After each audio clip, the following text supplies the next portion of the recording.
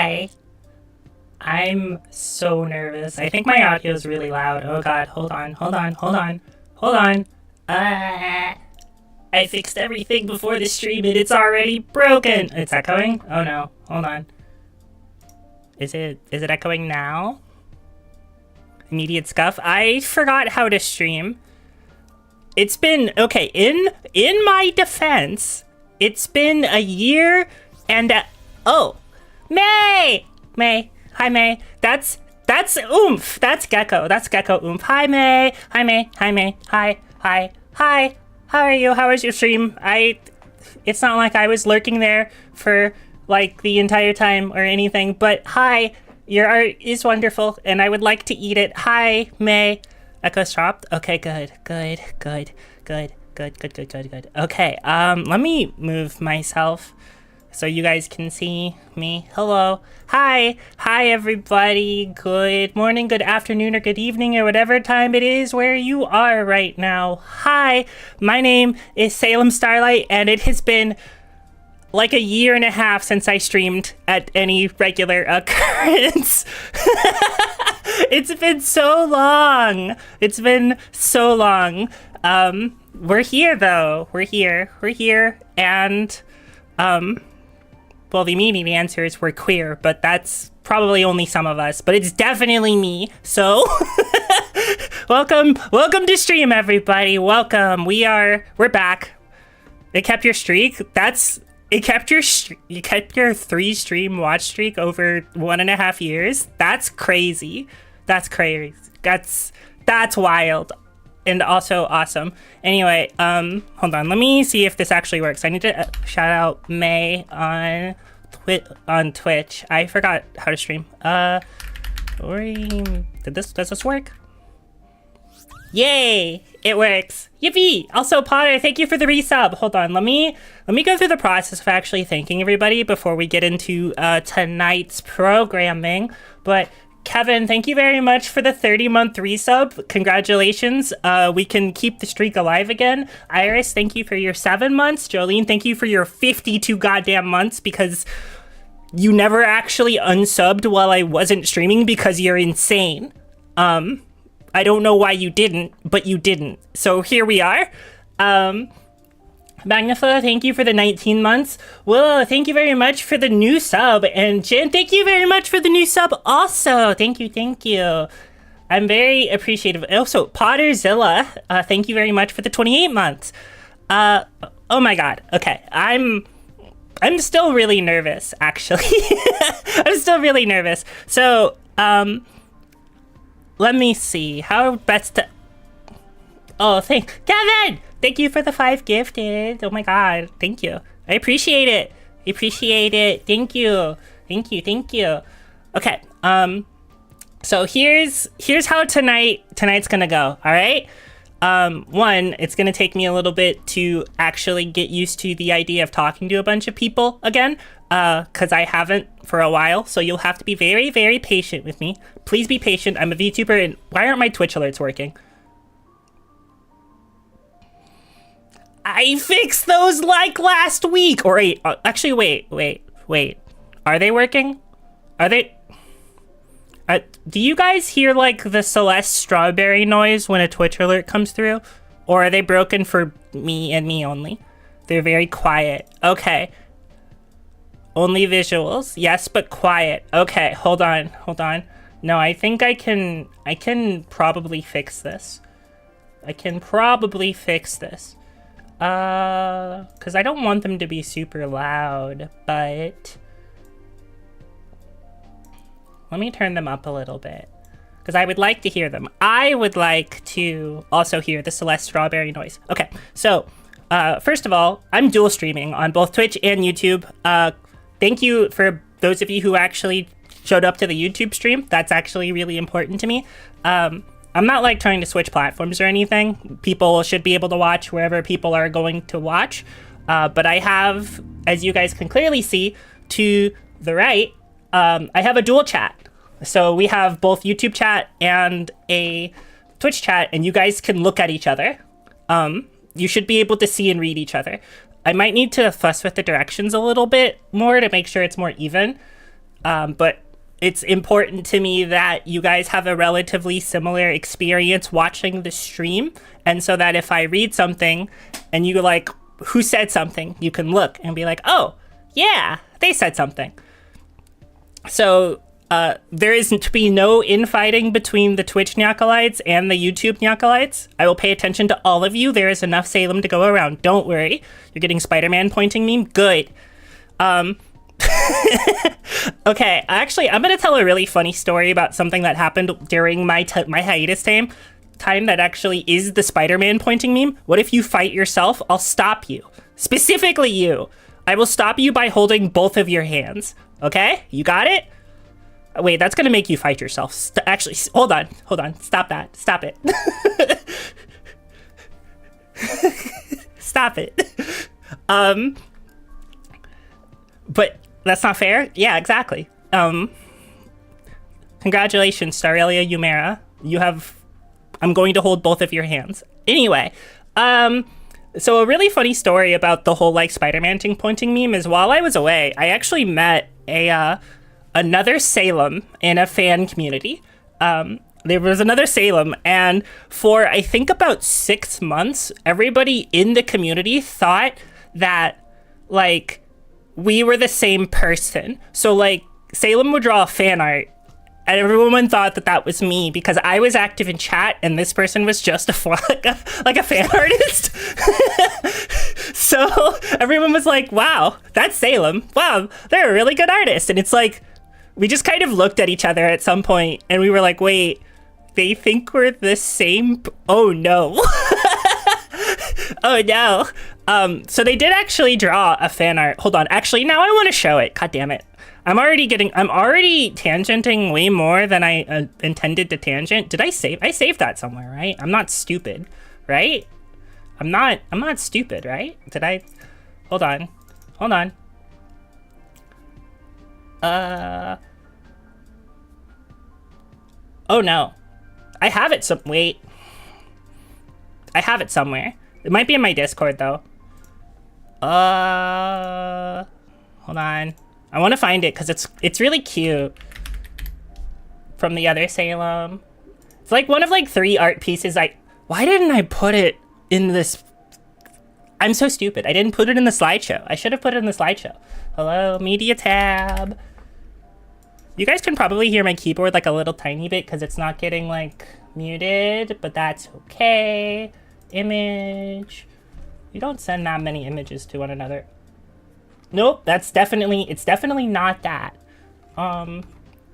Okay, I'll have to look for it like later, but I'll find it. Don't worry. I'll find it. You're on the other side. I like how so many of you are opening this stream on both websites and chatting in both chats. You'll pretend it was really cool and awesome. Yeah, thank you. It's somewhere. Okay. Full disclosure, I am not an organized person at all. I'm not an organized person. So I have been trying to get better at becoming organized, and that's like a years-long process. But past me, that's my enemy. I'm past me's #1 hater, because past me is never looking out for future me. There's gonna be 2 Salems that can be 2 of the same chatter. That's true. You guys can all duplicate yourselves. Infinite Nyaka-like glitch, and that's how I become famous. That's how I become famous, is through the chat duplication infinite Nyaka-like glitch. All right? Since you just Phobos. Thank you. That's oomph. Thank you. Thank you. I'm gonna save it in a correct location this time. The Salems. Okay, now I can open this in OBS. Phobos, you the best. Like, you're the best for multiple reasons, but like right now, especially, you the best. Create new image, Salem. That's what this is. Big. It's big. Look at it. Look at them. Look at them! Look at them! My biggest enemy, myself. Yeah, exactly. See, you get it. But anyway, to anyone who exists in one of the fan communities I was in while I was on hiatus. You may or may not have seen this art. Me and the other Salem are not the same person. We are not the... Sticks, no, we're not. Stop spreading propaganda. We're not the same person. 4 Salems? Oh, God. That's too many. That's too many Salems. We have the same eyes? I don't know. Maybe we do. Maybe we have the same eyes, but we... Tetra Salem Starlight? Yeah. I don't know. Maybe there's some kind of special quad spell we're working on in the shop, and that's how we're gonna get it. That's how we're gonna... Infinite Salems? No, that's too many Salems, alright?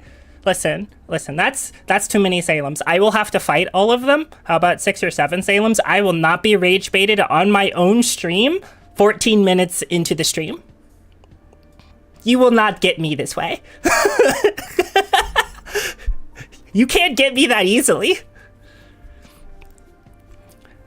If you want to watch my Oshi, you have to fight my 6 evil Salems.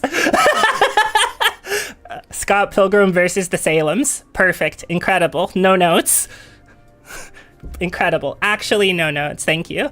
The Salem Hunger Games. Yeah, so there are like 2 official Salem designs. There's like a Salem and a Salem Altar, and both of them are real and exist. And I have a model for Salem Altar, not like a live 2D model, but a 3D model. I will not be bringing her out today because I haven't set up my 3D stuff again. Later, we'll get there, but she does exist.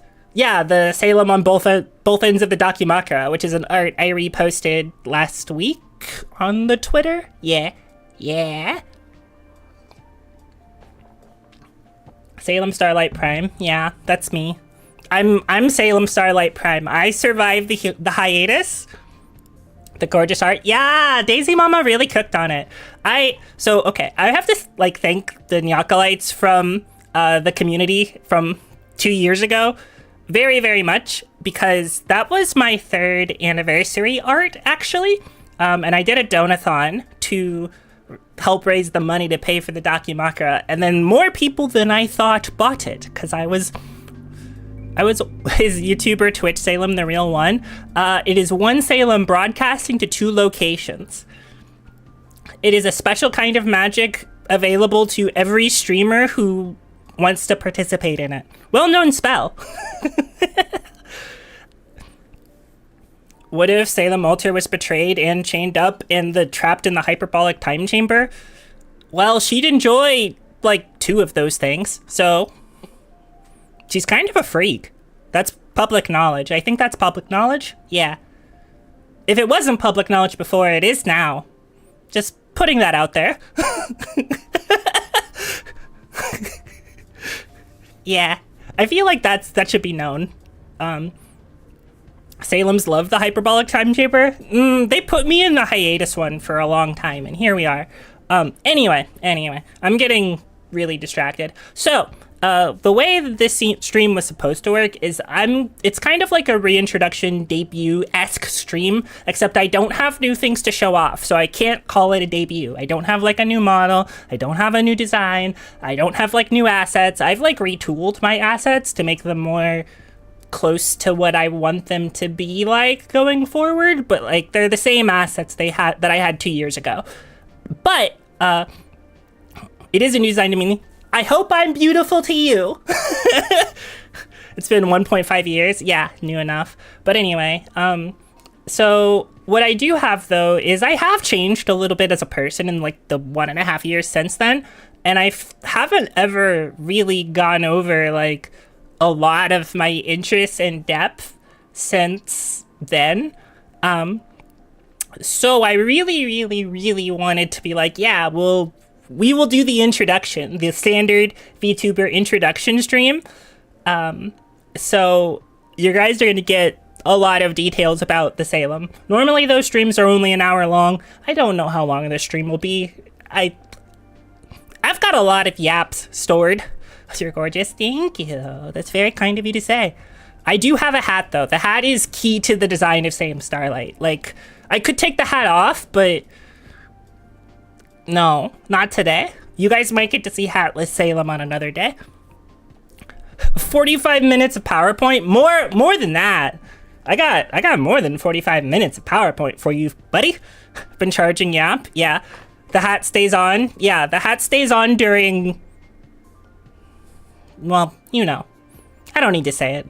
Unrecognizable without the hat. People do be saying this. So back when I used to have like redeems for parts of my model for control, people would go to war over both my hat and my glasses. So like in one stream, I would have several Nyakalites like take the glasses off, put the glasses back on, take the hat off, put the hat back on, just kind of back and forth over and over again. And I'm like, well, what is a VTuber but like the dress up doll of their chat?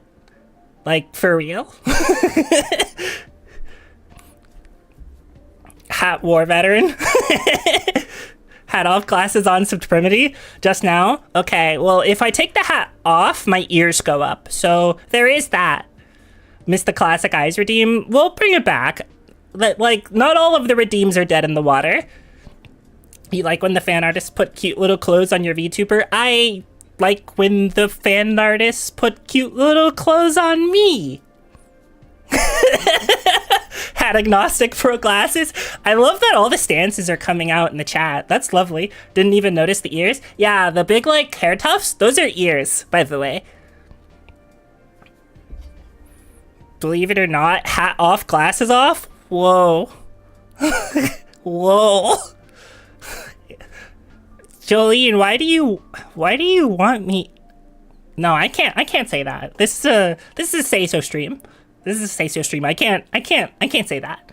Well, what do you mean don't woe that? I can woe whatever I want. This is my stream. It's my stream.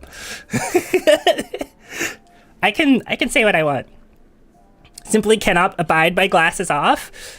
I don't know. I'm pretty pretty without the glasses. I'm also pretty with the glasses. I think I'm pretty in both cases, okay? That's just how it is.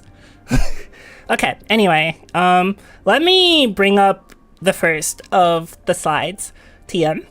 I have to move myself to make room for it, so let me just like do over here, scooch a little bit. And also, let me put my wings away. Let me do that, because that'll make it a little easier. Glasses are protection? Yeah, they are. They're protecting you guys or something. But anyway. Oh, Sailor Lows and Plarty, thank you very much for becoming Nyakalites. Welcome to the stream. I hope you guys are having a wonderful night. Anyway, bam. That looks like an ID card to me. Hat and glasses redeems not on. No, they are off for now. I have redeem int tonight because I kind of want it to be mostly normal. I'll figure out what I'm doing with my redeems as the streams go on, but here we are. Anyway, my name is Salem Starlight, and I am 32 years old. That is my real, actual age, by the way. Yeah, 6 foot, 183 cm. I'm very tall, by the way. You can imagine me kabadowning you if you want. That is, you're allowed to imagine it. It's a thing you're allowed to imagine. Don't comment on a woman's age. As long as you guys aren't actually directly calling me a hag, that's cool. But sometimes I call myself one, and it's your guys' job to go, no, you're still young. You got it? Do you get it? Does it make sense? Are you understanding? You're at Salem breast height? Most women are at Salem breast height.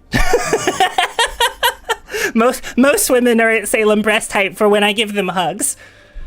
32 years is still young? Thank you. Oh my god, thank you. You guys understand. You get it. Permission to imagine you picking me up? Yeah. 32 cannot be old. Thank you. See? Thank you. Like, okay. I'm not gonna ask permission. This is my stream. I'm just going to rant for a little bit. So the existence of people going, wow, that's a hag, and that person being 30 years old has driven me insane over the past 2 years. It's actually crazy. What do you mean somebody's 30 is old? They're literally 30 years old. They're an adult. They're like a baby adult. You got called a hag for saying you were 26? Oh my god. Awful. Hag used to mean like, 70. When you let 10-year-olds on the internet. Yeah, it's been happening so much. Yeah, like, okay, I'm literally 32 years old. I'm 32 years old. I am in my prime for as like being a like mature adult person. I'm still like, okay, and also the idea that you like stop changing and stop growing and stuff, that's bullshit. You're always changing and growing. Always. People only stop changing and growing when they choose to stop changing and growing, all right? That is Singed tweet. That's where that is. 28, and everyone at work keeps calling you old. Call them babies instead. They're actually babies if they're calling you old. Yeah, they don't know what being old actually means. My bones are still good. Like, if I like, this is gonna be really, really dark, but I blame one of my weird Oshis for this thought I just had. If I died and then like got to use my bones in an alchemy potion, they would be in prime condition, all right? My bones are great for alchemy. Like, they're in prime condition. They are not hurting yet. I have not drank the bone hurting juice. We're perfectly fine. Brothable bones? Yeah, exactly. You got it. The bones are perfect. Pearly whites, but they're bones? Yes, exactly. Exactly. This isn't cannibalism, no. Just, okay, so the Oshis have increased the Salem Starlight is a weird girl energy. They're up. If you used your bones or my bones at an alchemy table in Skyrim, I would need to know Skyrim effects for that. I'm so sorry. Fun Salem fact. I've never played Skyrim or Fallout or a Bethesda game. I've never played any, like, all three of those. That's a kind of like a gaping hole in my gaming resume as far as things is concerned, and we'll get into that. But Postmortem Salem Scrimshaw merch, play Fallout 1 Trust. You know what, Star? I would listen to you for anything. You're only minimally missing out. Well, thank you for inserting plenty of time to play it later. True. A lot of my oomphs have been playing like New Vegas, and I'm like marginally interested in playing something like New Vegas. So maybe New Vegas one day. You would have like $1. Okay, unfortunately, I saw that Hackton Howard is slowly approaching. He's gonna like shove a copy of Skyrim inside of my Steam library. One has a sharp learning curve. So what you're telling me is I'll die a lot, it'll make great content, and somebody in my chat will show up to backseat me harder than they've backseated me or anyone in their lives. That's what getting Fallout 1 would get me. It's gonna show up at the end of your stream to announce literally nothing exciting. Awful. Fallout 3 is a good introduction. Noted. But maybe New Vegas one day. Anyway, the weight on my ID card has been extremely redacted, as it is on every VTuber's ID card. You aren't allowed to know how heavy I am. You can imagine it in your minds. So for some reason you're like, I want to draw her chubby. Feel free. You have my permission. Everyone knows the not hit game. I've played Jade Empire, actually. That's BioWare, but I've played Jade Empire. Wait, what is the verdict on Jade Empire these days, actually? Is Jade Empire considered like goated, or is that like unwoke? I don't know. You guys are saying base, so I guess this is a chat full of Jade Empire enjoyers, and I did like Jade Empire, but I haven't played it for a really long time. So Salem weighs precisely one starlight. Hell yeah. There is no verdict. No one has played it. I think I saw another streamer like streaming Jade Empire. I think it was like Limu or something. The base is about the chubby Salem. Oh, that's what I get for talking as fast as I do. Oopsie, my bad. Isn't she a crocodile now? You're late? There's no such thing as being late. Welcome back to stream.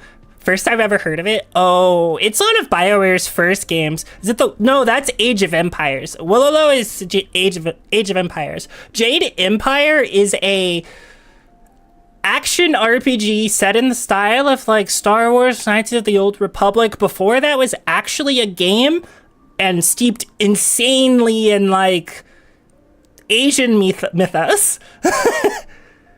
You forget that. Wait, isn't that their RPG?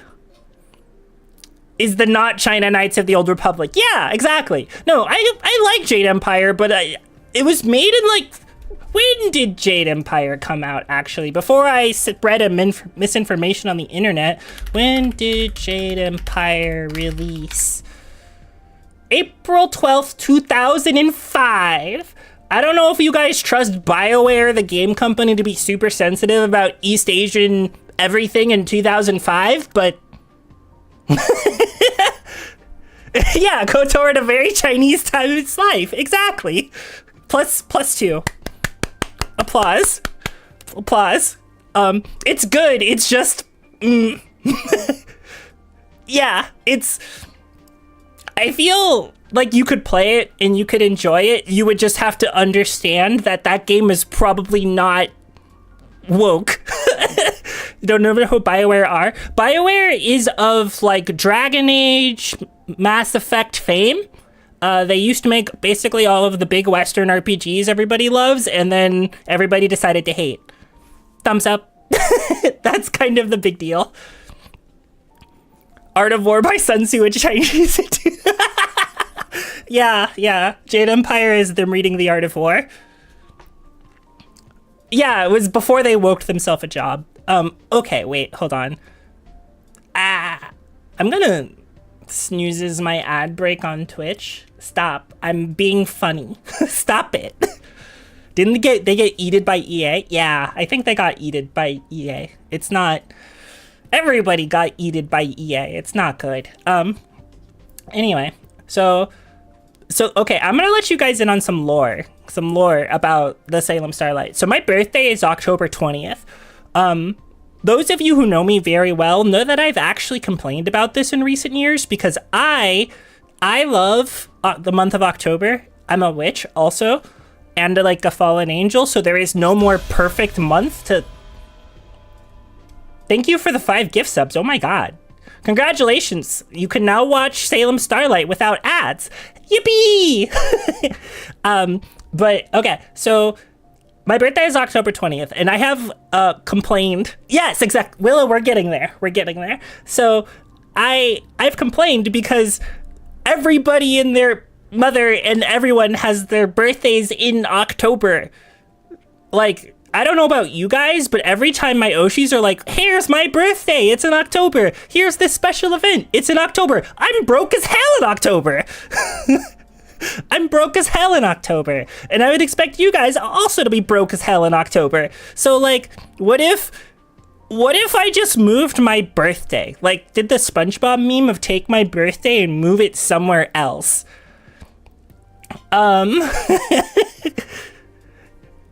So like, what if we just changed it someday?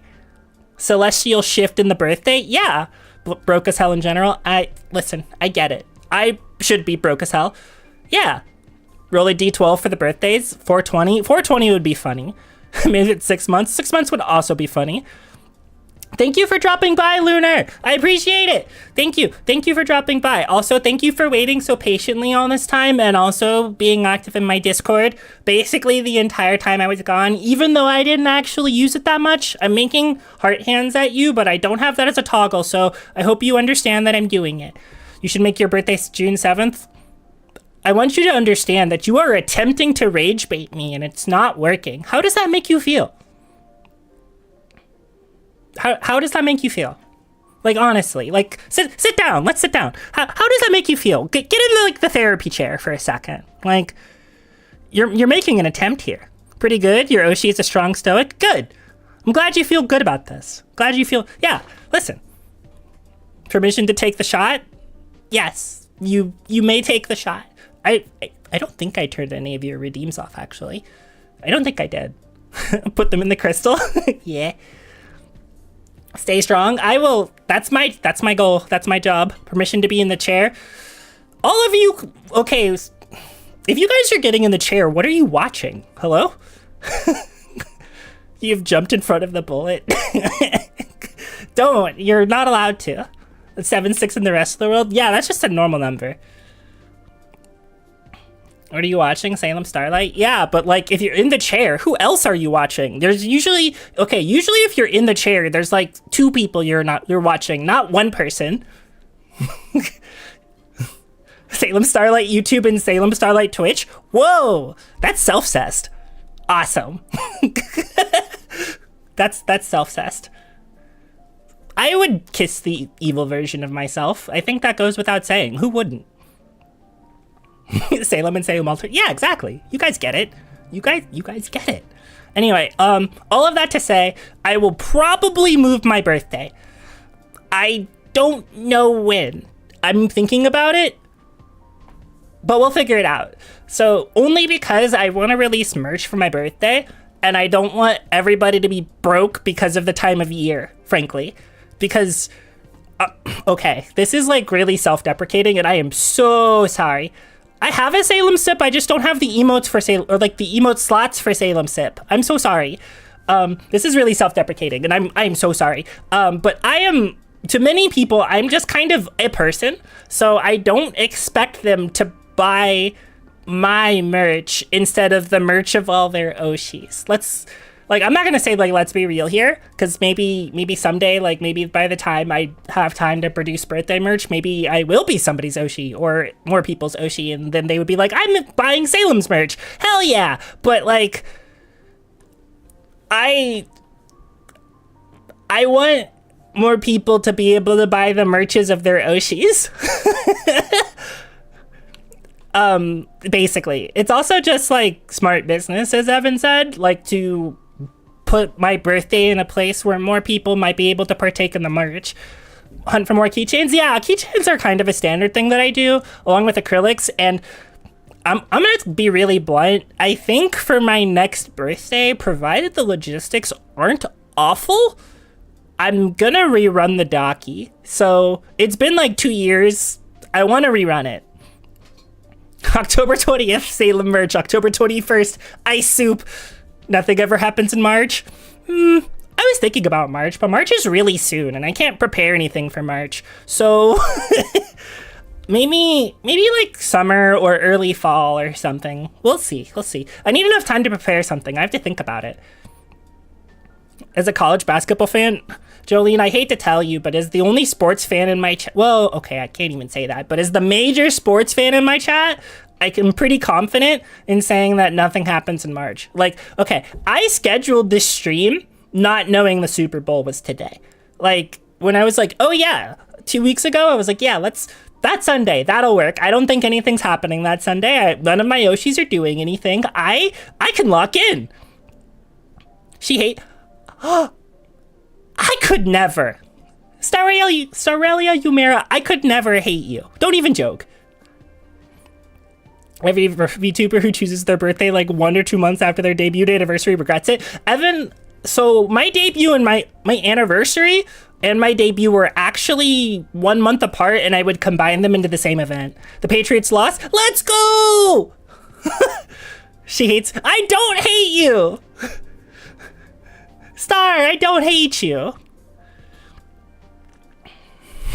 4 people of overlap. Yeah. But anyway, so like in terms of merch for like birthdays, I'd want to do like keychains or maybe like a special standee or maybe like rerun the Docky. Like I kind of could rerun a lot of my merch, but fun secret fact, I've been working on a 3.0, so this upcoming birthday is probably the last year that 2.0 Salem merch is real. After that, it's 3.0 Salem merch. Hear me out, January 1st. New Year's? Maybe. Mayhaps. Buying a second Salem Docky so that I can put them... Yeah. You could do that. You could do that. I'm not going to stop you. But yeah, no, I've been like brainstorming a 3.0. There are design drafts that exist that some people have seen because I'm really bad at keeping secrets. You sound so disappointed. Well. Buying 6 more Salem Dockies so that you can have 7. Good for you. Proud of you. Typing the emoji. Yeah. February 20. That's what like Hako Spales did. Yeah. Hako Spales' birthday is on February 29th. So she technically, I think she had like a real birthday one year, but she does a special event every February. I can't pronounce anything. But anyway, yeah. Anyway, she never ages? No, never. But also she's like an entity of chaos, so never. Anyway, I changed my Oshi mark actually for the comeback. It used to be like a star and then a moon, and then I was like, wait, I'm an alchemist. I should represent that properly. So I added the Olympic, so it's there now. Also, Crystal, hello, welcome to the stream. Welcome. The alchemist, yeah. But okay, this is gonna be really strange. I don't know if any of you guys like noticed. But hold on. I have to think about how I want to say this. I also have to hold on to my thought hard enough to actually speak it in the first place. Do you guys ever ADHD so hard that you lose your thought as you're having it? Like your thought exists, and then you're about to say it, and then something interrupts your thought, and then you die. That's what just happened to me. I don't actually remember what I was going to say. At all. I was going to say something. And then my brain just death. But actually, I remember. Okay, you guys might not have noticed this, but I actually took specifically like Catgirl Witch mostly out of my branding statements. There is a reason for that. I'm still a cat, but there's a reason for that is in the lore that will come with the 3.0. It's like a pre-transition for that kind of thing. I'm not actually changing that much, and I will still have cat ears, but the branding shouldn't really reflect specifically Catgirl. Yeah. And also, like, minor rebrand? Yeah. So it's kind of like, okay, as a VTuber, you basically get to be whatever you want, and that's awesome. But also, like, you start eventually adding on so many adjectives that it muddies your branding. And it's like, okay, I'm like 6 different things. You gotta roll that back a little bit. Hold on. What are the most important things? And then I was like, okay, well, it's that I'm like a fallen angel and then I'm an alchemist. Yeah, let's go with that. Feature creep? Yeah, exactly. You got scope creep but for like your branding. Scope creep VTuber? Yes. Thank you. See, great minds do think alike. I was gonna say something else. I don't know what I was gonna say. But anyway. Full Metal Alchemist. Yeah, I wouldn't be a robot. If I was gonna turn into something vaguely inanimate, it would be like a ball-jointed doll, specifically. Because I think those are really pretty, and I really like the aesthetics of having like doll joints. And it was actually on the list of things I was thinking about rebranding to when I was like actively thinking about rebranding. But I didn't rebrand to it, so we're here. We're here. But anyway, currently, your Oshi is an open world RPG with a factory, stocks, Death Stranding, Gacha, and Super Mario Sunshine. Is your Oshi Arcanite's Endfield? Whoa! Crazy. That's crazy. I actually finally got to the point where it became Super Mario Sunshine like 2 nights ago, and I was like, whoa. The ooms were not lying. It is Super Mario Sunshine. If you guys are like wondering if I'm going to stream Arcanite's Endfield on the channel, that is currently not in the plan, but I might. But it's not in the next 2 weeks. I've been playing it. What do you mean it becomes Mario Sunshine? If you're playing it, you would find out. It sure does become Mario Sunshine. But anyway, so the fan name currently is Nyakalites. So it's got a question mark there because like other big VTubers in the space, I've been thinking about changing it, which is crazy because that's been your guys' name for 5 years. 30-year-olds are in demand. Thank God somebody wants me. Mario Sunshine, I could talk for a while about Mario Sunshine. Do you go like, yeah, you definitely can. But okay, we shall be what we must. Yeah, okay. So let me give you the reasoning why I'm thinking about changing it. All right. So I've noticed in my like year and a half away that basically everyone with like a mascot name can shorten the mascot name to 1 or 2 syllables, like appropriately or properly. I can't do that because then you just guys becomes Nyaz, and that's not right. That's giving major like white guy in a yukata energy. And as much as I love Japanese things, which I do a lot, I'm trying really hard to not have like white guy in a yukata energy. The Nyarks? No, there are no Nyarks in the chat. If you guys are Nyarks, it's over for me. Like they'll get me.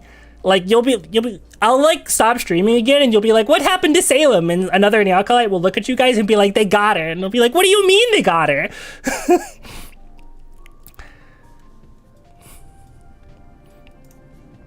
What do you mean they got her? Starlings? Nope. No. No. Can we do cat hand motions? Yes. You guys still don't even really have a physical form because I haven't gone to like a model person to make it happen. You guys can't be called starlings though. That would be copyright infringement on one of my best friends. So, no, can't do that.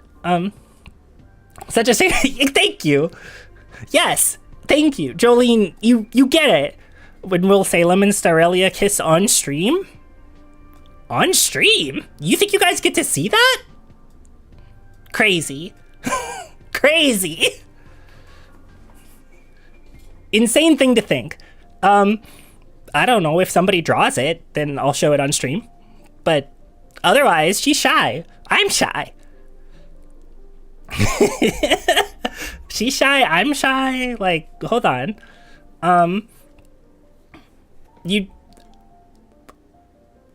I want to say this. I don't know if I'm allowed to say this. Also, you guys are about to get hit by an ad break, but most of you are subbed, so you're bringing beer? All right, understood.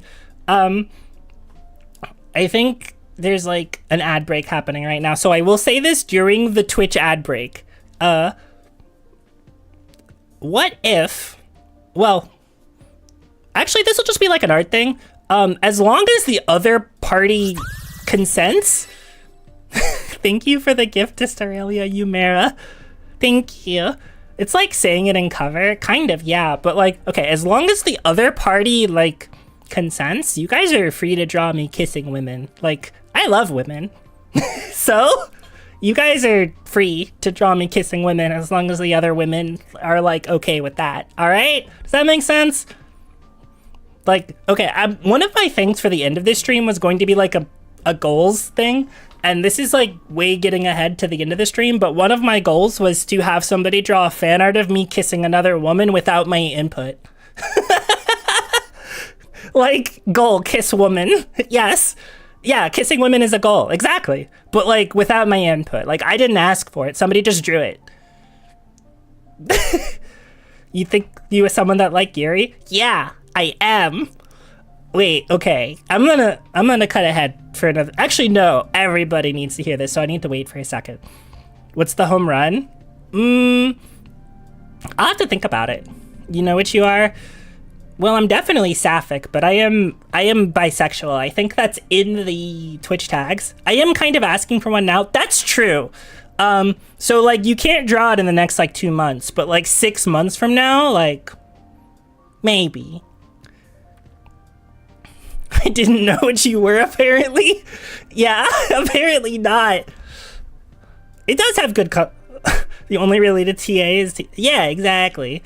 Okay, I have it under LGBT. Yeah, no, I'm bi. That's the open secret. It's not really a secret, but I'm bi. Didn't know. They are good colors, exactly. There's a reason they call it bisexual lighting. But anyway, as far as my likes go, I love video game, we will spend a majority of this stream talking about video game, despite the fact that it's been almost an hour and we just haven't even finished the actual profile card. But video game, I fucking love video game. I love them. All right, video games, I love them. Yap, good. Thank you. I try. We did mention Super Mario Sunshine. We've mentioned a few games, but we'll get there. But I also really love role playing. I have a very, very long history of specifically text-based role playing in many, many places over the internet. It is the majority of my writing actually is through like text-based role playing. That's how I made a lot of my friends when I was younger. It's important to me. I like it a lot. It's sort of like telling stories, but not really. What I do on stream is a lot closer to telling stories, or what I'm about to do, because I'm going to get there in a second, but I do have a fun story to tell you. But I like food a lot, and I'm trying to develop cooking as a hobby, all right? I actually do kind of like cooking. I don't cook very well. No, I'm starting to cook a lot more often than I used to, but I do like cooking. I recently moved, and one of the first things I did was make gyudon, because I was like, you know what would sound really awesome? Gyudon. So then I made some. It was pretty good, but I think I need to use a more expensive cut of steak than I used the last time, or than I bought, I guess. But like, I really want to like learn to cook a bunch of things so that I can eat healthier and make good. Thank you for the 5 gifted. Do I now have all the exotic ingredients in my fridge? I don't actually. I don't have sesame. I don't have sesame or fish oil. I need to fix that. Witness free will. Yes. Not lazy. Yeah, I usually also have to be not lazy, but I like cooking. You're cooking every time you open your mouth? Wow. Apparently I spit fire at all times. That's crazy. That's crazy. That is a thing you are saying. Anyway, thank you very much for the 5 gifted. I appreciate it. I appreciate it so much. So, I think there is an Asian market actually pretty close to me. And I was driving down the street and I believe it's still there.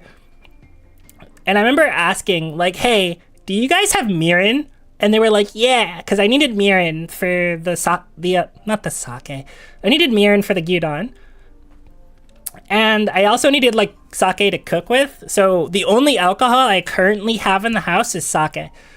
So once again, I am giving the aura of white guy in a kimono despite not being white or a guy. I simply love the Japanese thing. I'm a VTuber. What do you expect?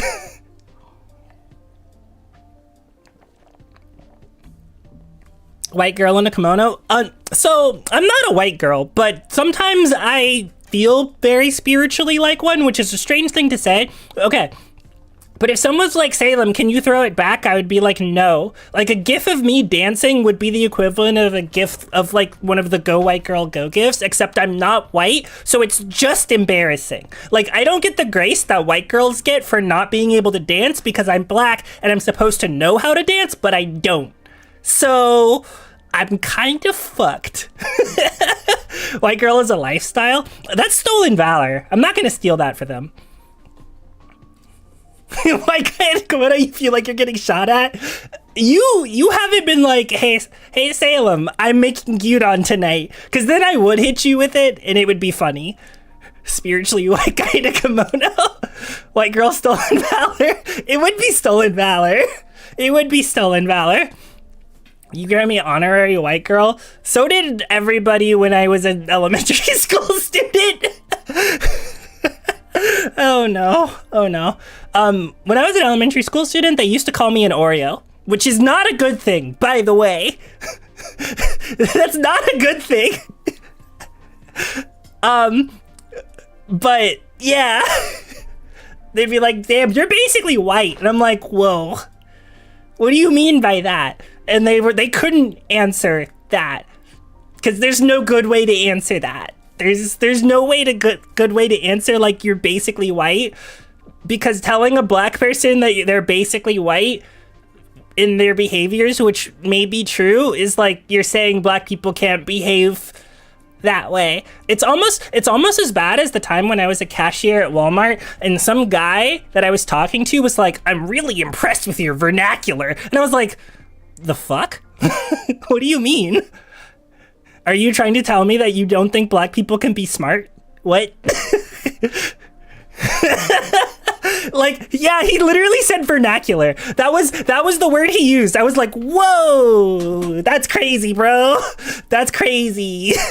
I think he meant it as a compliment, but it didn't feel like one. It felt very backhanded, and I was like, oh, that's cringe, which is not what I would have said because I was much younger when this happened, so cringe was not in, like, the word vocabulary. It was not in the linguistics. Your vernacular English is very African American. Oh no. Oh no. Oh no. Anyway, I like adorable creatures. I really like animal, but like not usually as pet. I usually like looking at animal. I'm not very good at taking care of myself, so I would be not very good at taking care of an animal. I'm trying to get better at taking care of myself, and I am getting better at taking care of myself, but I wouldn't trust myself with animal. But I love looking at animal. Animal cute. Animal good. Soft. Want to shove face in animal. Must have scored really high on the SAT. Ooh. I scored mid on the SAT. I scored really good on the ACT though. Animal cute. Animal soft. I do like looking in the mirror at myself, yeah. Have you seen my ears? They're very cute. Animal mecha kawaii, which was the worst Japanese of my life. I have a bad Japanese accent. I cannot speak Japanese, just so you know. It's true though. Animal mecha kawaii. But I like fashion. I really, really, really like clothes. I love clothes. I just am poor and cannot buy clothes. But I like looking at clothes. But as you guys have noticed, the height says 6 feet tall. Buying cute clothes as a woman who is 6 feet tall is very difficult. It is... The clothes were not made for people of my size. They weren't.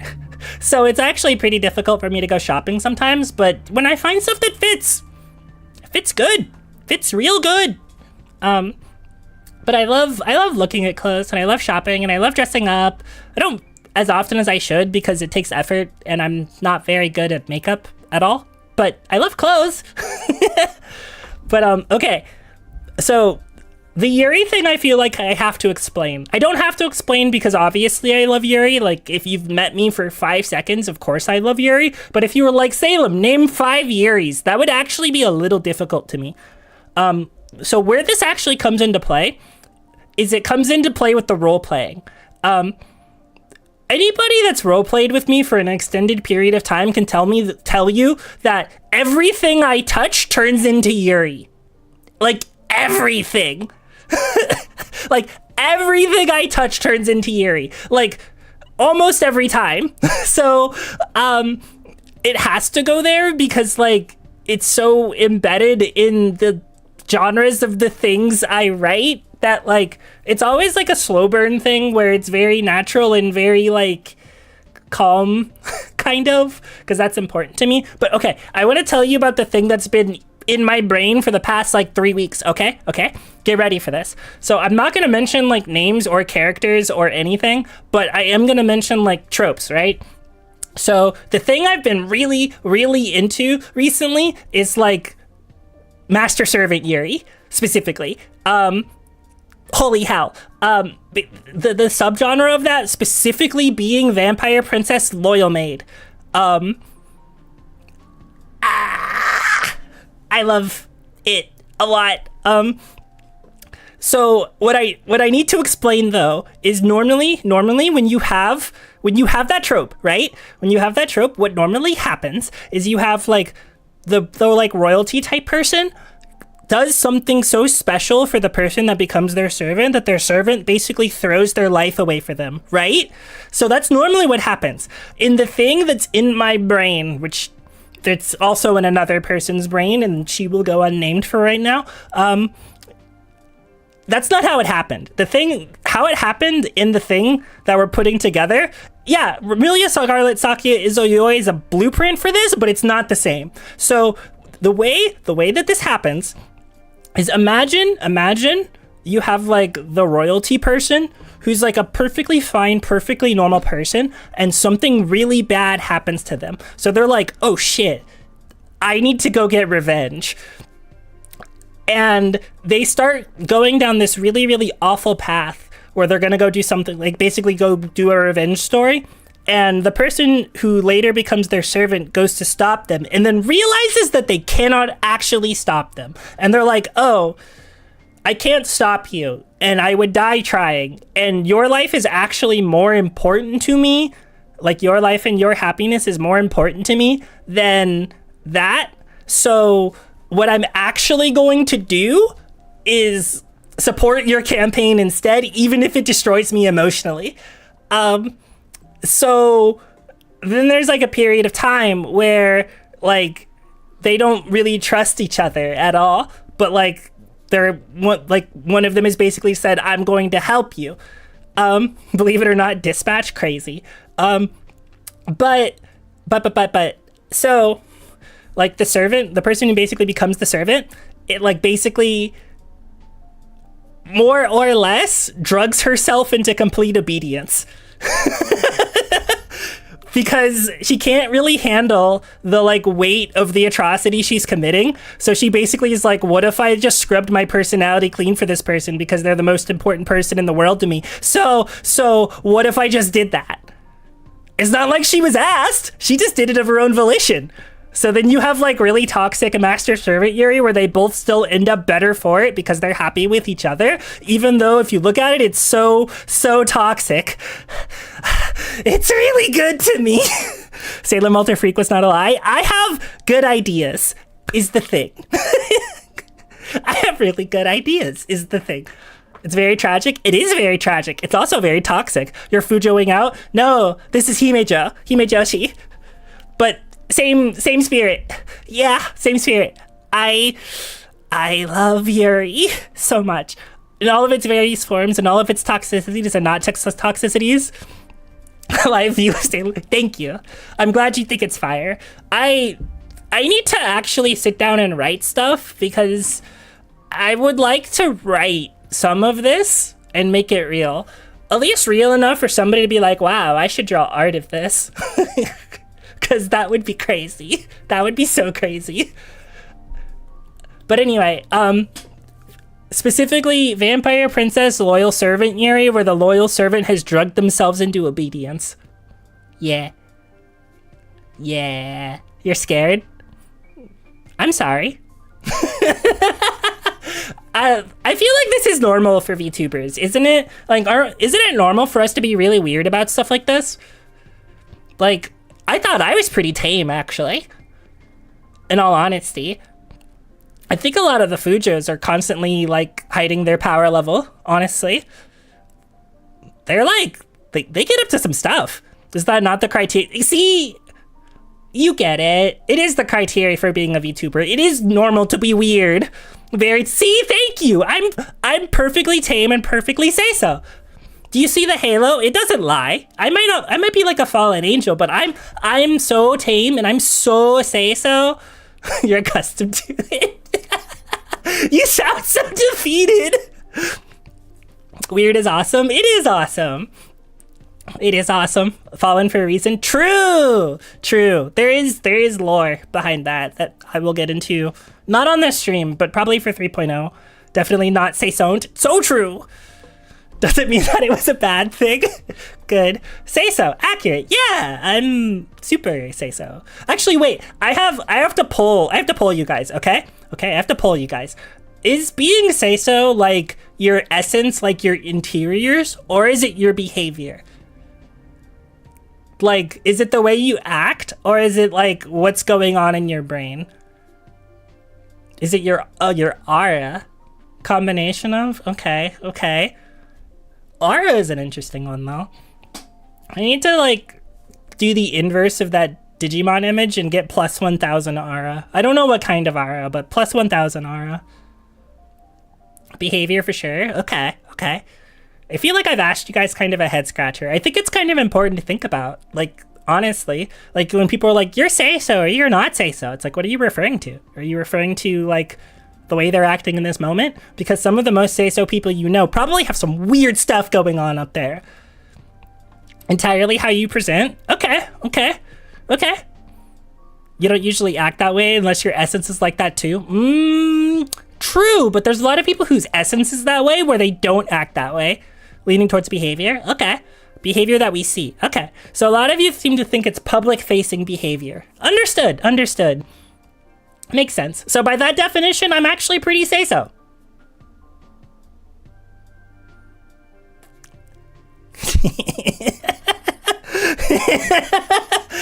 That's a really loaded sentence.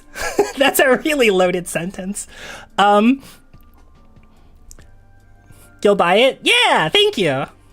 I'm like pretty say-so as far as behavior concurs. Trying to think about it the opposite. Your essence is pure of heart, but you present as a freak for the bit. I think there are VTubers that actually do that.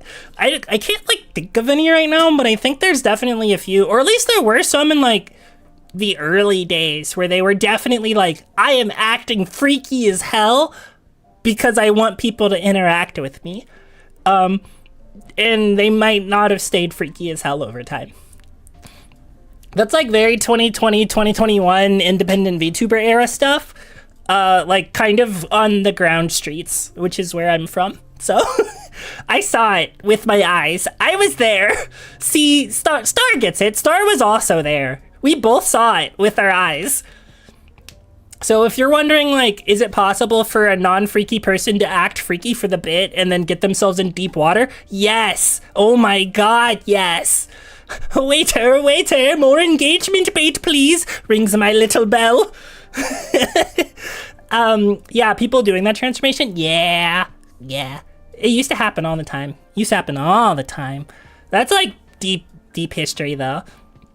But anyway, on to the dislikes, because it has been an hour and 5 minutes, and I haven't even started talking about video game yet. I was actually worried that I wouldn't have enough to say.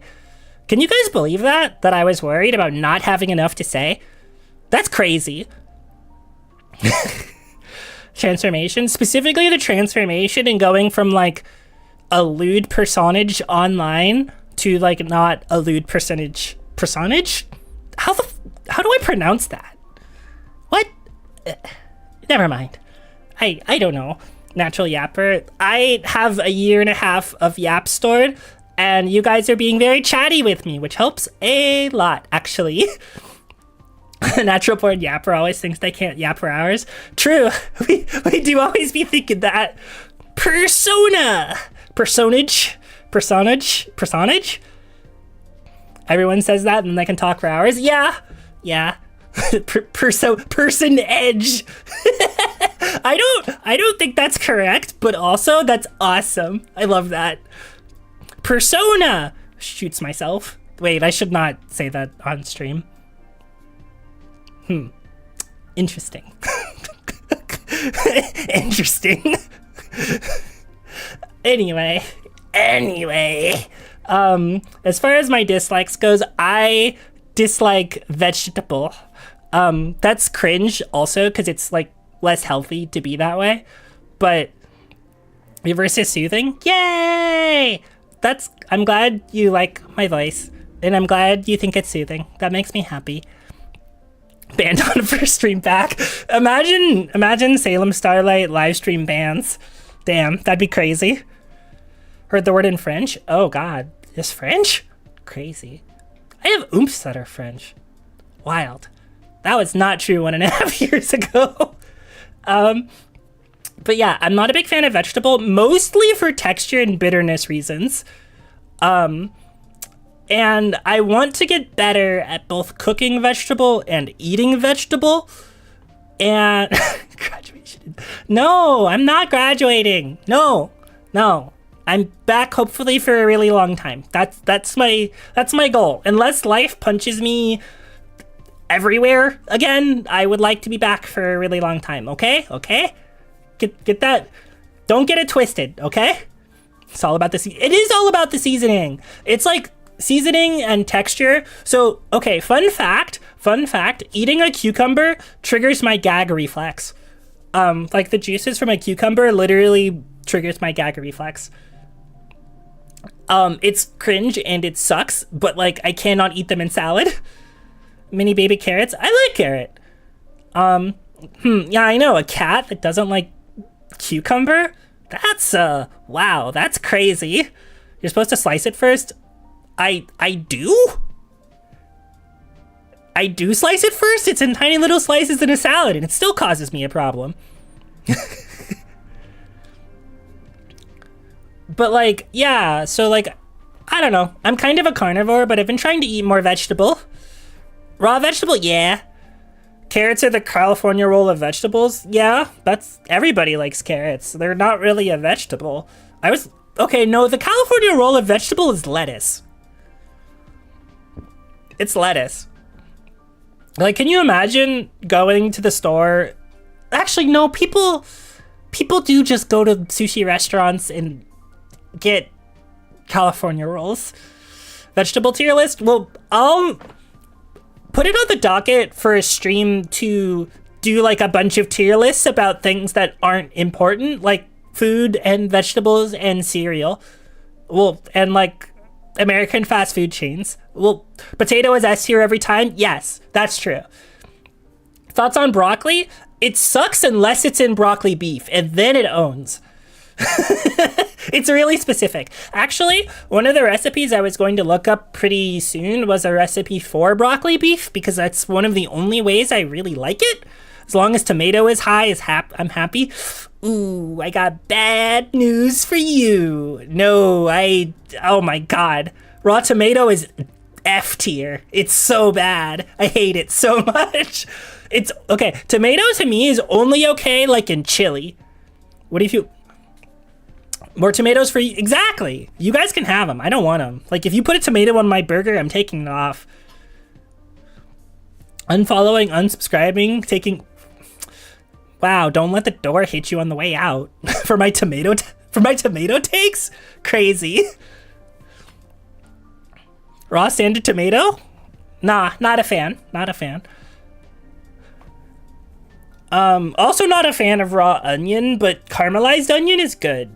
But I've been eating a lot of caramelized onion, so I'm like an apple. So, okay, those of you guys who follow my alt on Twitter, I don't know if you know this, but hold on. I need to, where is image? God, what image is this actually? Hold on. I have this. Like, this is my banner on Twitter, twitter.com, drawn by a very good friend of mine. Just a cabbage VT, and it is literally my disgusted face upon eating a tomato. Like 1.0 Salem eating a tomato and being like, wow, this sucks. This sucks. Like, it exists. That's real art. It's my banner on twitter.com. It was my alt the whole time. Got him. That's the 1.5 hiatus. My alt is where I do like 90% of my tweeting because I'm still not sure what's good enough for main. Only the crop. Yeah, it's an old art. I like it though. Hold on, I need water. I realized I'm gonna talk myself into like a problem, probably. Hold on, I need to clear my throat.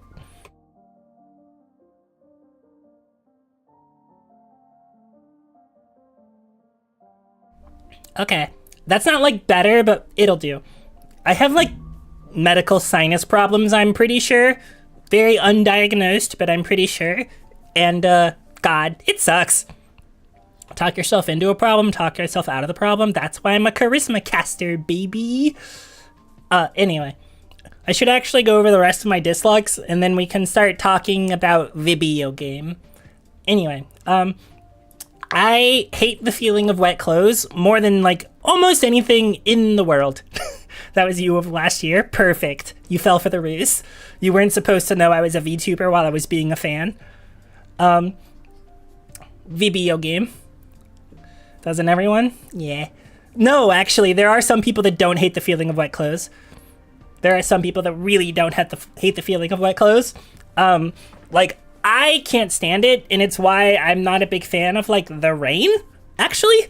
Like, the rain is fine when it's out there, and it's like, I can just hear it from the comfort of my own house, but I have to go out in the rain? Not a fan. Not a fan. Wet socks is a crime against humanity? Yeah, so one of these days, I'm going to become an Etsy witch and become the person that places the wet socks curse on people. So, like, whenever you guys have a person that you're like, wow, that person sucks, like my manager, I need to inflict my manager with the hex of all time, hit me up and I'll give them the wet sock forever curse. Oh my god. Mr. Gamer, thank you for the 2-month sub. Please don't wet socks curse. Not to you. I'm talking about, like, if you've got a really awful manager that you really need to hire an Etsy witch for, I'll learn. I'll get you. Don't worry. John Wetman gets up every day, gets dressed, and then goes into the shower. Ooh. John Wetman should get a better hobby. John Wetman should get a better hobby. He's gonna smell like mold. The 5-day wet clothes curse. Can you imagine actually getting hit with that curse in real life? Where, like, you just exist and then you put on your shirt and as soon as you walk outside, just your shirt is wet. Like, nothing else, but just your shirt. It's just wet and there's nothing you can do about it. Like, you swap your shirt and then that shirt becomes wet too. And it's not even like you're sweating, just the shirt magically becomes wet. The blinding stew. Yeah, the blinding perpetual stew. Just don't wear a shirt. It's not an option for some people. Not an option for some people. But, okay. So, there's two things on the likes and dislikes that I didn't address that is a hashtag moment of vulnerability, TM. Which is that I like being good at things and I hate being bad at things, which is really funny, like a really funny trait to have as a VTuber and actually not a good one. Let me explain. So being a VTuber is kind of about being like a funny little clown for your chat. Which is cool and awesome and fun and a lot of cool fun things. But then, like, you want to do something new or try something new and make yourself vulnerable on the internet. You're, like, kind of bad at it at first in front of everybody, which is really embarrassing. Really, really painful and really, like, embarrassing. Is there some gamer rage? Not really. It's more like gamer depression. It's not gamer rage, it's gamer depression. So, like, I don't really crash. Well, I have crashed out a couple times. It's not common though. I don't typically get super mad because being angry sucks. GIF of Mario sitting in the rain. Yeah, the sad Mario in the rain. Yeah. But anyway, one of the things I want to improve on, like, as a person, as I go back to streaming and doing all sorts of other stuff, is I want to learn how to be bad at things gracefully. Like, does that make sense? Where I'm, like, no longer as concerned about the, like, being perceived as being bad at stuff, or, like, I can make fun of myself a little for being bad at it and just kind of do it and kind of be okay and be, like, get good at it over time. Because it sucks being bad at things, which everybody understands. But if you're bad at something and you're having fun with it, then, like, who cares? You know? Like, honestly, who cares? But, like, that's just kind of like a personal goal for, like, I don't know. To call it a 2026 New Year's resolution. Like, get good at being bad at stuff. Does that make sense? Because I don't know if that makes sense. It makes sense to me, but shrug. Yeah, accepting loss with grace. That's, like, hard. It's so hard. But I wanna get better at it. Gotta get good to be bad. Gotta get bad to be good. Yeah. I wanna get better at it. This Lunar isn't here to hear this, and I'm so sorry to her for this, but one of the things I might actually do that involves this is stream Dark Souls, which I tried to, like, 3 years ago, and for those of you who know, streaming Dark Souls often attracts the worst kinds of chatters. Like, in general. So it's like really frustrating to be bad at something for people have put like 4,000 hours into and they think you're supposed to be good at immediately. And I actually like to think I'm pretty good at video games. Like, not like incredible, but I like to think I'm pretty good. So I just need time to like understand it. But I remember trying to play Sekiro specifically and like on stream, and I died a bunch because I wasn't exactly sure how to approach the game. And the game was like, everybody has cancer now. And I was like, whoa, who do you mean? Who do you mean everybody has cancer now? That sucks. You think a guy wouldn't have too much trouble with it? Thank you. I had some, I don't know if I had a normal amount of trouble with it. I had more trouble with it than I have with most games, which I think is to be expected.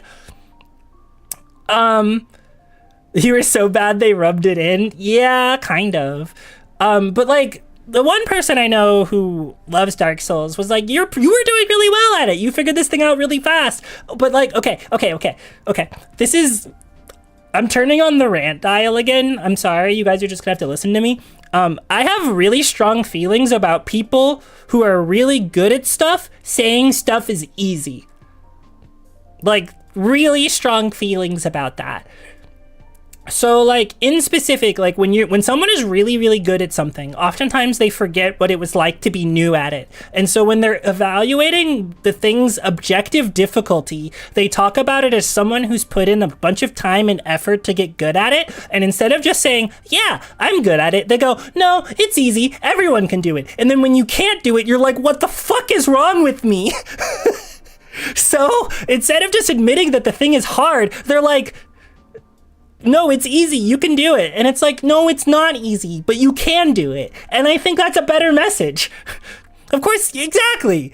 Like, I think it's just a better message to tell people that, like, yeah, the thing is hard, but like, I think you can overcome it with some effort. Here are some tips, here are some strategies if you want them. If you want to bash your head into it, feel free to do that. But the thing is hard.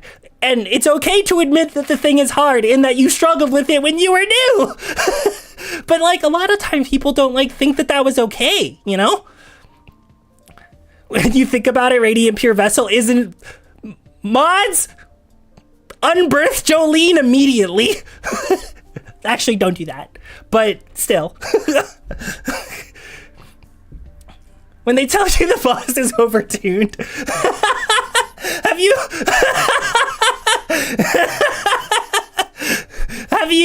Have you never heard mods unbirth that guy? Have you never heard that? Have you guys never heard that?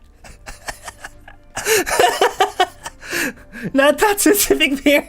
Oh no. Okay. I did not come up with that. I'm sorry. I thought everybody would understand and had heard that before. Apparently not. First for me, hell yeah. Then, okay, ignore the thing I said about not coming up with it. I'm actually the funniest person on the planet. Seize him or ban that guy. Those are the normal variants. I personally believe, and I'm not creative enough to do this, like, intrinsically, but I think it would be really funny if every time you say, like, mods ban that guy, you come up with a new, equally inventive and fucked up way to, like, get rid of the person. Like, mods, cannibalize that guy. Or mods, break that guy's bones and put it in a stew. Crush his skull, thank you. Yeah, exactly. Inflate that guy. No! Don't do that. Don't inflate that guy. Do not put them on DeviantArt. Do not do it. But, okay. Anyway. Give that man the blinding stew. Banish him back to the Ice Age. Yeah. The other thing is fine? Yeah. Yeah. The other thing is fine.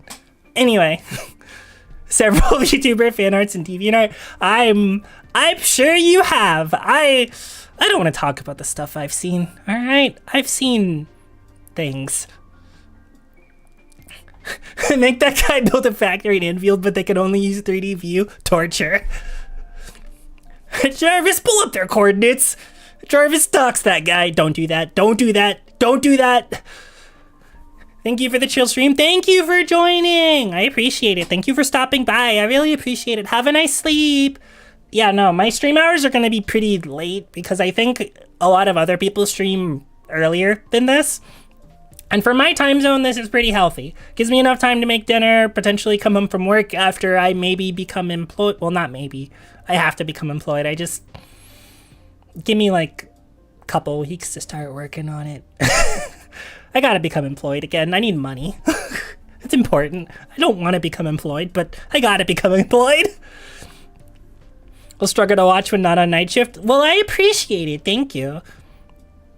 Whenever you stream, get off work. Yeah. So, okay, actually, oh, hold on. I'm like, okay, actually, I'll talk about one more thing on the profile, and then I'll get into the schedule I'm planning to run for next week, since some of you are probably going to have to go to bed soon before we talk into the rest of the stuff. But, okay, so if you guys are ever going to want to talk about my stuff on Twitter, if you ever want to do, like, Oshikatsu with my merch, or, like, just tag me in literally anything, use, Star Live. And then if you ever want to use like memes or clips or anything you think is funny, that's Star Laugh. And then art is Star Love.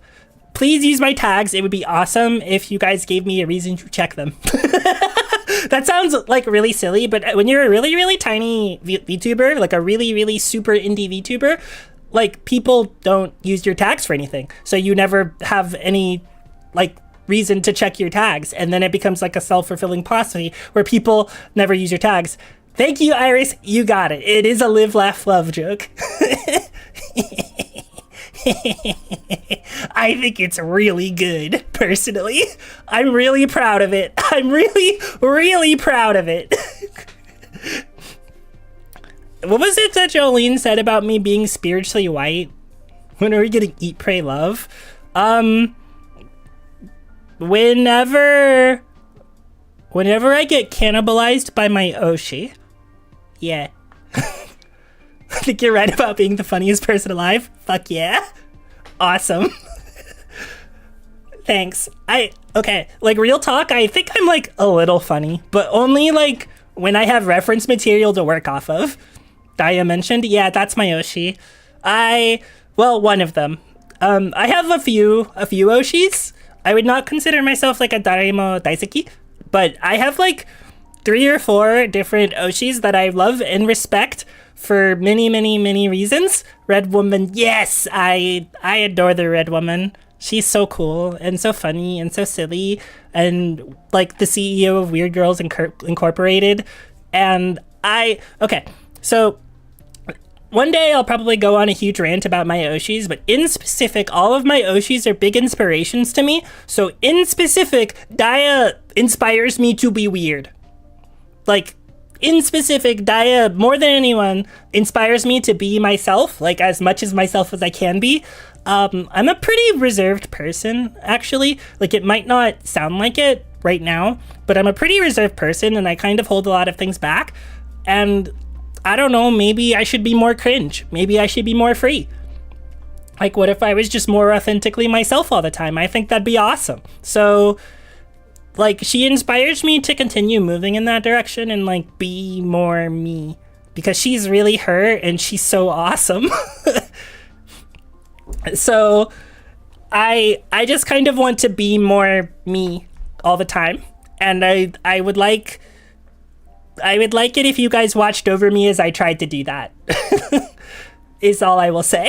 That would be really nice. Always yeah! I mean, I know that there's a lot of Mons in the chat right now. I see you guys. I know who you guys are. We've been in the same chats and same spaces for like a year now.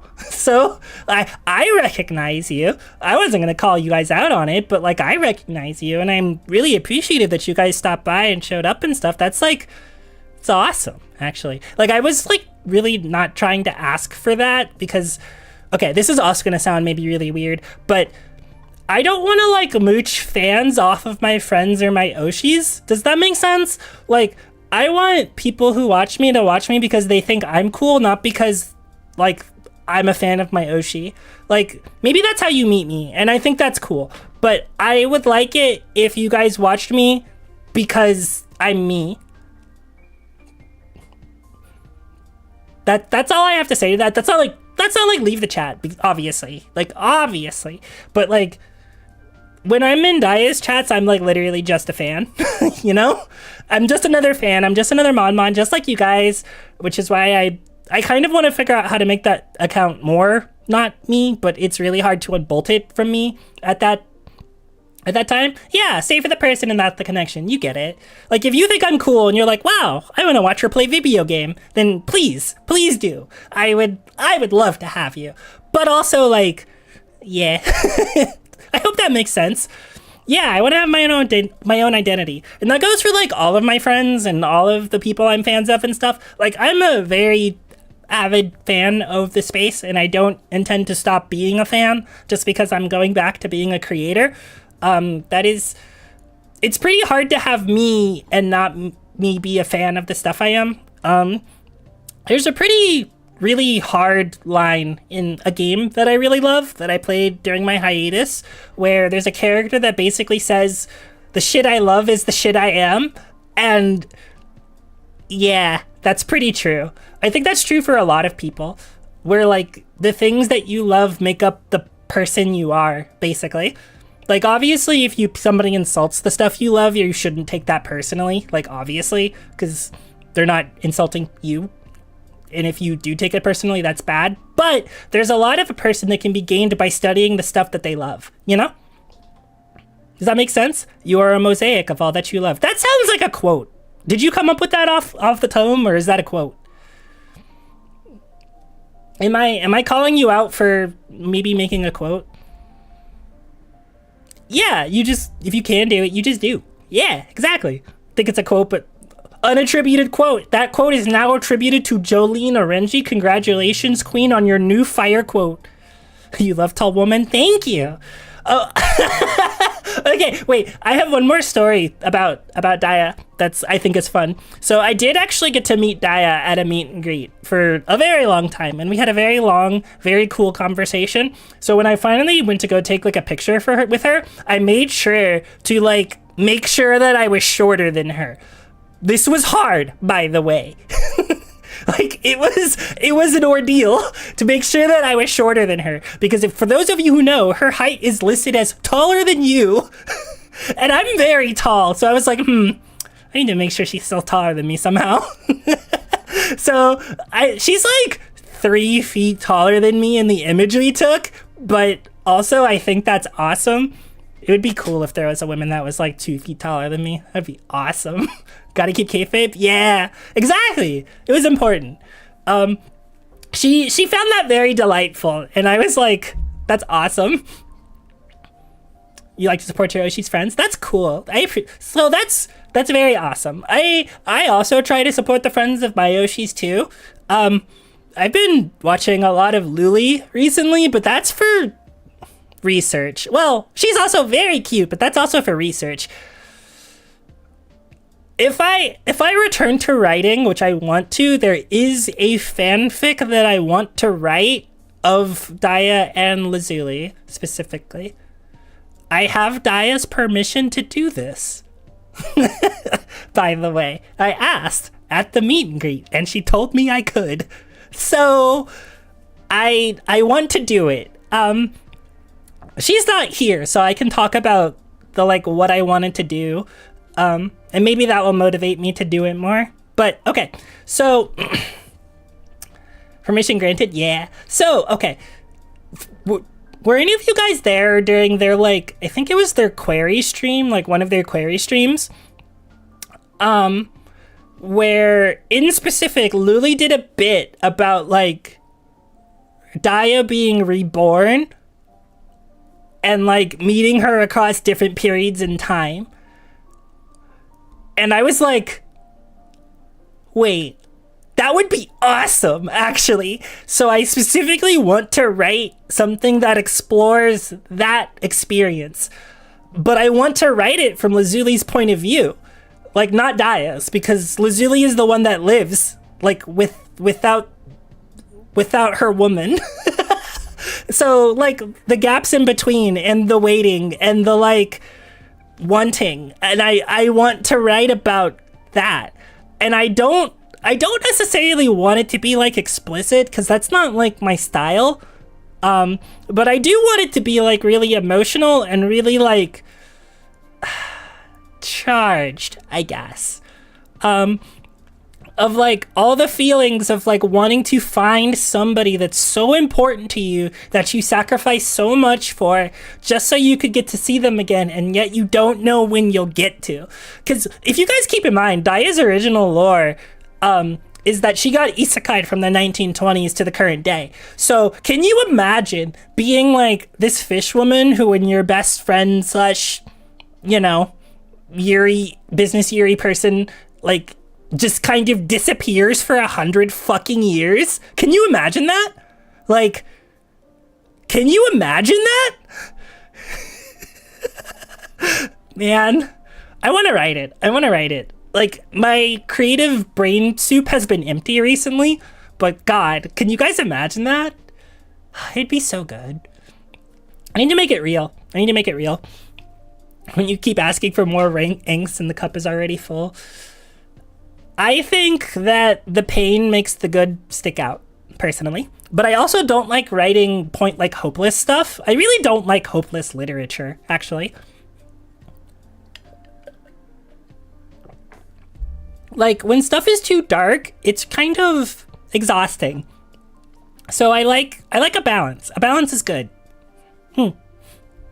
Anyway, okay. Hold on, I need to clear my throat again.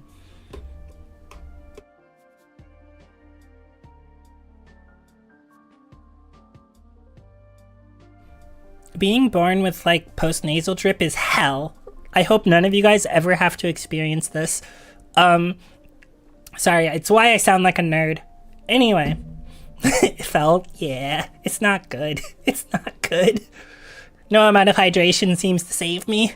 But anyway, let me kill that. So, one of the things I really wanted to do, because of the whole, like, the shit I love is the shit I am, I really wanted to talk about, like, specifically the games that were most impactful to me throughout my, like, various eras of my life. Which sounds, like, really intense, but usually you guys know how, like, during a debut, when somebody's like, yeah, these are the games that I love, and they spit out a list of, like, 10 to 20 games. Well, I think it'd be more informational if I was like, here's like 7 to 10 games per era of my life. Get to know me. I have a fun story for many of them. Which is definitely a get in the car. We're going to be here a while, but you guys might see some stuff that you know. A lot of the stuff I picked is like fairly mainstream, though at the end of the list, I definitely have a like, if you know these games, you're a real one. Thank you. My 70 evil exes. Yes, all of them. I've dated every single one of these video games and they've all left me, and I'm really jaded about it, and now I'm the most divorced woman alive. Don't clip that out of context. Don't clip that out of context.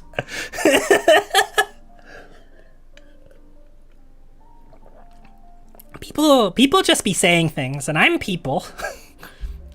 I'm people. Anyway, hold on. I need to clear my throat again. I'm dying.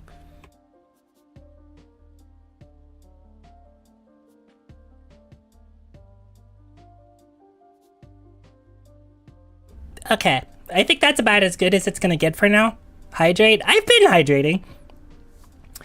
Betting on Kalshi whether 100 line will be in the normal list and the ball knowers list. I'll save you, it's in the normal list. So someone clipped that right? Well, I hope so. If someone said, okay, fun VTuber tip. If someone says don't clip that, you should basically always clip it and then ask for permission to post it. Does that make sense? Because, like, you should definitely try to save it, because when people say that, they're often clip farming. However, they might actually not be clip farming, so it's always good to check. Yes. Be kind to your streamers and they will love you in return. Something like that or whatever. Anyway, bam. The baby era. So this is from when I was, like, younger than the age of 10. One of these things is not like the other, and you'll recognize it pretty immediately. I have fun stories about basically all these games, but I was basically a Nintendo kid, with rare exception. Yes, that is the original Gran Turismo. Fun fact, I like cars. Quite a lot, actually. Not as much as I used to, but I do love car. Pokemon girly from day one. Well, not day one, but like from really early. The only 16, yeah, so, okay. Who did I play in Smash 64? Everyone? I didn't have a main, actually. I did not, hold on. I didn't have a main in Smash 64, so, okay. I will go in order of fun story that I could remember. So for Smash 64, something you guys need to know about me is I'm a huge scaredy cat. That is true to this day, and was especially true when I was a baby. I was such a scaredy cat that I actually would load into Smash 64, play the entire arcade mode, and then quit before Master Hand because I found his visage too spooky. And I would be like, nope, the hand is weird, bye, and I stopped. And I would do that over and over and over again.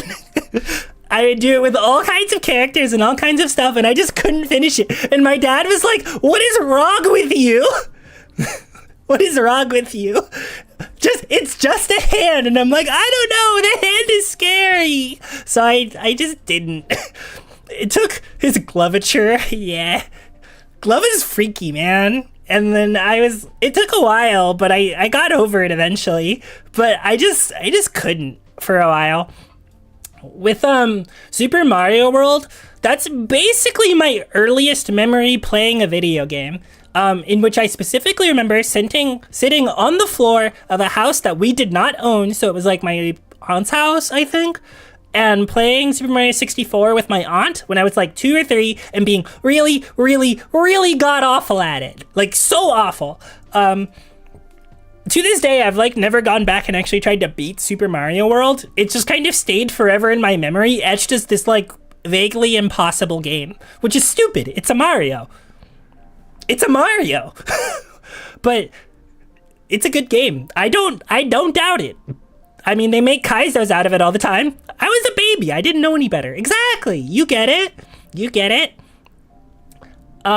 With Kirby and the Crystal Shards, that's kind of a similar thing, but I played this when I was a little older than 64. So with Kirby and the Crystal Shards, I actually only beat that game when I streamed it like 3 years ago. When I first played it when I was a baby, I did not beat that game. I got to 0-2 and I died. And I died, and I died, and I died, and I died. I don't, like... If you're a baby, 0-2 is like one of the hardest boss fights imaginable because that thing just does not function right. Like, those of you who know who've played 64, that boss is harder than the rest of the game and it's not even close. Like, it's not like a hard game. It's a Kirby game, but like every other boss doesn't really have invulnerability windows, and this one is invulnerable a majority of the time. So it's like weird and awful and like hard. And I only actually beat it on stream, and I think it was the only time I died, actually. And Kirby games are supposed to be easy. They're supposed to be easy. They're supposed to be so easy. And yet, Kirby and the Crystal Shards 0-2 is like mysteriously hard for some reason. Or at least like for a baby, it's really hard. Which, I mean, hey, it's harder than the rest of the game, like by a lot.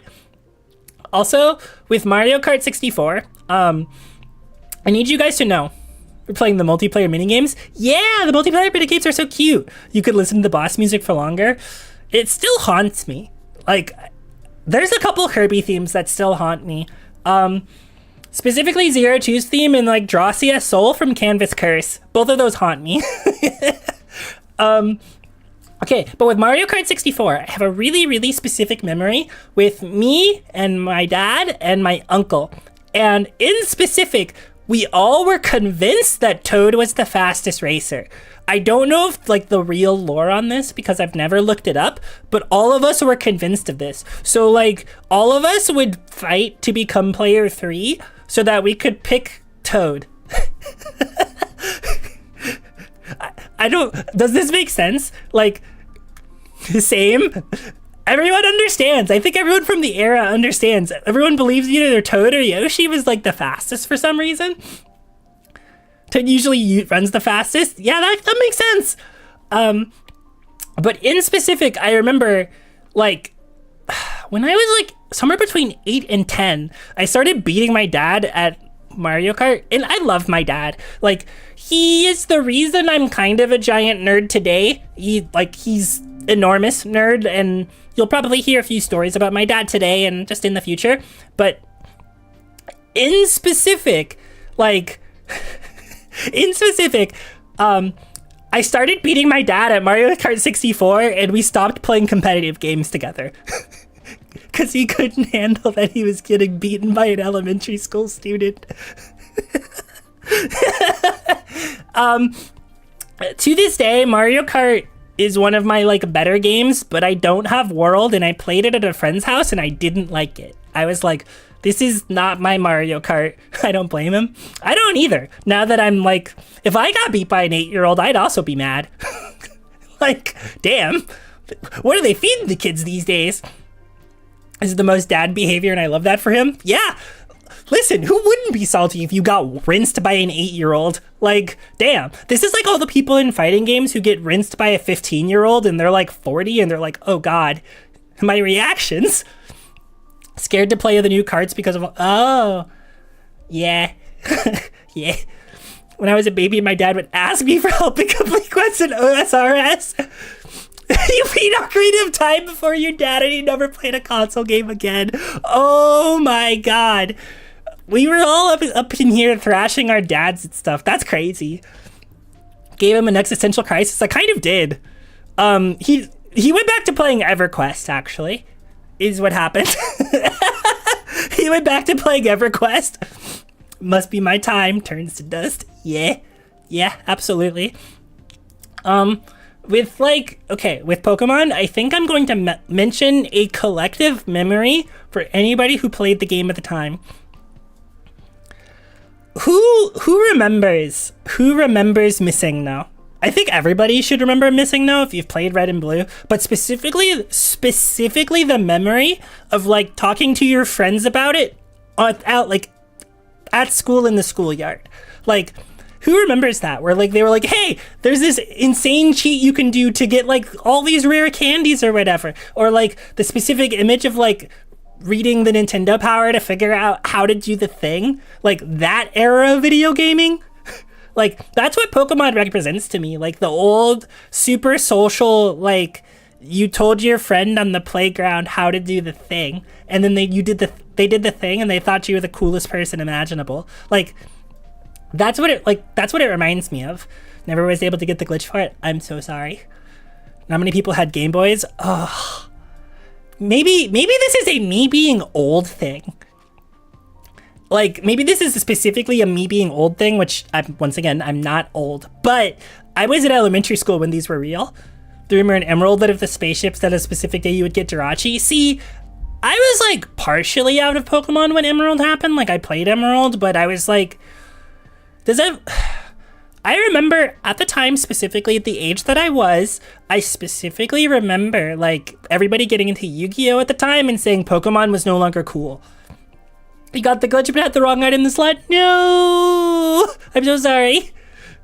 Yeah, no, you use it to like multiply rare candies and Master Balls, and then you had infinite power. And you were like, I'm 7 and this is the best thing that's ever happened to me. Fun fact about Pokemon, though, is despite having Gen 1 on this list, I am not what one would refer to as a Gen 1er. I actually kind of think Gen 1 is like bottom 3 or bottom 4 in terms of Pokemon games. My top is specifically Black and White 2. Those are the best Pokemon games to me. I'm also got really fond feelings for Gen 7 and Gen 4. And also I believe in the potential man of Gen 9, which is like really fucked up because Gen 9 was like, ooh, but also it was great. It was so good. And it wasn't good, but it was so good. You like, it doesn't hold up. No, it doesn't. You don't realize how spoiled we are by all the really new mechanics of Pokemon. until you try to go back and play Gen 1 and you realize that there is no physical special split. Like, basically any game that exists before physical special split is dead to me. Like, why would I play it? Like, it's such an insane balancing thing that, like, think about Shadow Ball being physical in Gen 2. It was physical. Like, Ghost was physical. Like, only 151? Yeah, but the original 151 has a lot of hits. It's one of the strongest rosters. Feel like a caveman when trying to play the older games? Yeah, I agree. I'm also kind of the mind that the object Pokemon are good, actually. I love Magnemite and would go to war for that thing, but that's me. Only 2 Pokemon had genders and they were both Nidoran. I can't believe Pokemon went woke and added genders for all their Pokemon. That's insane. I can't believe the woke left got to Pokemon. That's crazy. I'm sorry, I don't know if I should make that joke, but I think it's funny, so I'm making it anyway. Gen 5 Truther, that's the game that came out. I think that the game that came out when you were either 10 or like 14 and rediscovering your inner child is the one that means a lot to you. Like, does that make sense? Where, like, I think a lot of people go through a period where they're like, I'm too cool for Pokemon. And then you're like, okay, wait, I think I was stupid actually. And you get back into Pokemon and you're like, wait, this is awesome. Use Shadow Ball as the main attacking move on Absol. It's Dark with Special in 3. Your brain is huge. Your brain is so huge. I was not that smart. I always wanted to use Absol, but its stats make it so hard to use, but it's so pretty and so good. And so they should make Absol good. Like, hot take, they should make Absol like top tier for one generation. It deserves it. Like, Absol should be good. It's a crime that a design that good is like banished to the realm of never actually being good. Man, thinking about it. Absolutely, yeah. I'm glad you agree. Was my edgy phase when Gen 5 came out? Played White. Yeah, Gen 5 is really good. Like, people hated Gen 5 when it came out, but it's so good. Anyway, hold on. I'm gonna go to the next era of video gaming, which was when I was a teenager. Bam. All right, so there's a lot of shit on this list. Some of it's ball, some of it's like generic, but like, yes, I did just put an image of Reimu. I think I need to talk about that first because, like, that's kind of the elephant in the room, the big, like, address me here. Like, that's Reimu. That's Reimu from Toho. Toho when I was a teen. I played Toho when I was a teen. Balnor, yeah. It was my late teens, but I got into Toho when I was, like, 16 or 17. And I played Toho 6 and Toho 7 and got really, really, really into the Toho fandom. Like, really into the Toho fandom. Yeah. Jolene, I'm 32. Like, please let that sink in. I'm 32. Burnout? Thank God people know Burnout. That was a 6-7 joke. Hey, Jolene.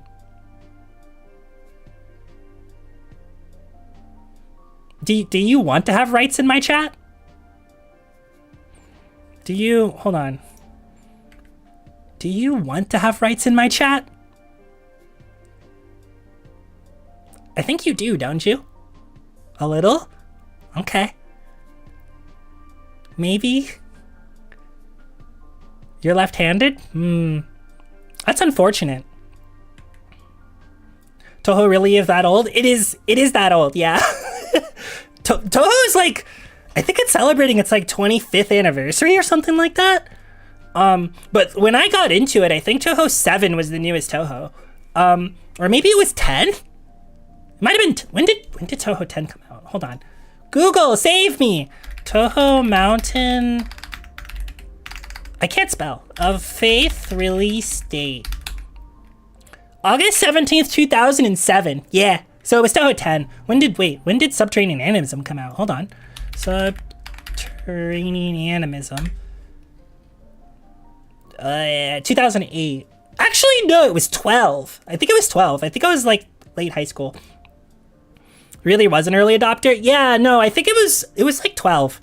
I think the first game that came out when it was new was 13 for me, in specific. But okay, we're gonna go back in time a little bit. I just wanted to talk about Touhou because it's like, it informs my musical taste kind of for the next like 20 years of my life. It still does, actually. Halo, yeah. So actually, I'll talk about Halo next. So because a lot of the video games I was really into were pretty like tomboyish, I ended up trying to, like, a lot of my friends were guys, and I really wanted to hang out with them and do stuff, so I played a lot of first-person shooters with them. I'm not good at first-person shooters. I'm, like, passable, especially for PvE first-person shooters, but, like, for PvP, I'm not passable. But specifically for the original Halo, on, like, the original Xbox, I have a very distinct memory of me inviting my best friend over and us playing on, like, the really big map that they set Red versus Blue on, like, the early seasons that I can't remember the name of. Or wait, was that Halo 3? That was Halo 3. I'm thinking of something else. Blood Gulch? It might have been Blood Gulch, yeah. And specifically with the Halo 1 pistol and just kill. Because that was, like, one of the most broken guns that has ever existed. It was funny because he used to run around trying to shoot me. He used to shoot me with, like, a shotgun, and I would just hit him with a pistol and he would die. Halo CE pistol. So Halo CE pistol informed my love of pistol in basically all first-person shooters after that game. Like, I will always try to gravitate to pistol builds, especially in games that are still, like, RPG-ish. I'm like, what if I got a pistol? What if I got, like, a funny revolver? Wouldn't that be awesome? Yeah. But, okay, so a few of you have mentioned in the chat, we have burnout knowers in chat. Thank God I have burnout knowers in chat. Thank God. Okay, so a lot of time when people meme about burnout, they mention specifically Burnout Revenge for the PS2. Those people aren't wrong, but also Burnout 3 specifically. Like, Burnout 3 specifically. That one is so good. I played it recently, like, within the past year. It still kind of holds up. Also, the soundtrack is really good. Which leads me to my next point. So, okay. I've mentioned it, like, in my branding, but I haven't really talked about it on stream. I'm a huge rhythm game player. That started with Guitar Hero, like the original Guitar Hero. I have very specific memories of my dad working at, like, Best Buy, and me and my mom going to go pick him up from work. And me playing Guitar Hero on the demo thing that they had at the, like, on display, and, like, playing on easy and sucking at it and being like, wow, this is awesome. And okay, fun known fact, once again, I'm black. So, like, historically, my family listened to a lot of, like, rap and R&B and stuff like that. We didn't listen to a lot of rock music. So, when my parents, shortly before Guitar Hero, got really into Linkin Park, of all the things, because it was kind of like a combination of the two genres. And so there was, like, always Linkin Park going from point A to point B, and then Guitar Hero happened, and then, like, it showed up on my door, like, Christmas one morning, and I played Guitar Hero for, oh my God, so many years. It started, like, basically a lifelong obsession with rock music. I don't listen to as much rock as I used to, but, like, it was what I listened to throughout the entirety of high school, like, because I got into it in middle school. But I played Guitar Hero, like, really, I had the original Guitar Hero controller. And I played on it, and I played on easy, and I was terrible. And I played for, like, a year, and I got to medium, and I was terrible. And then I was like, okay, I'm going to take an entire summer, and I'm going to get good at this game. And then I learned how to move my hand, and started playing on expert in, like, a month.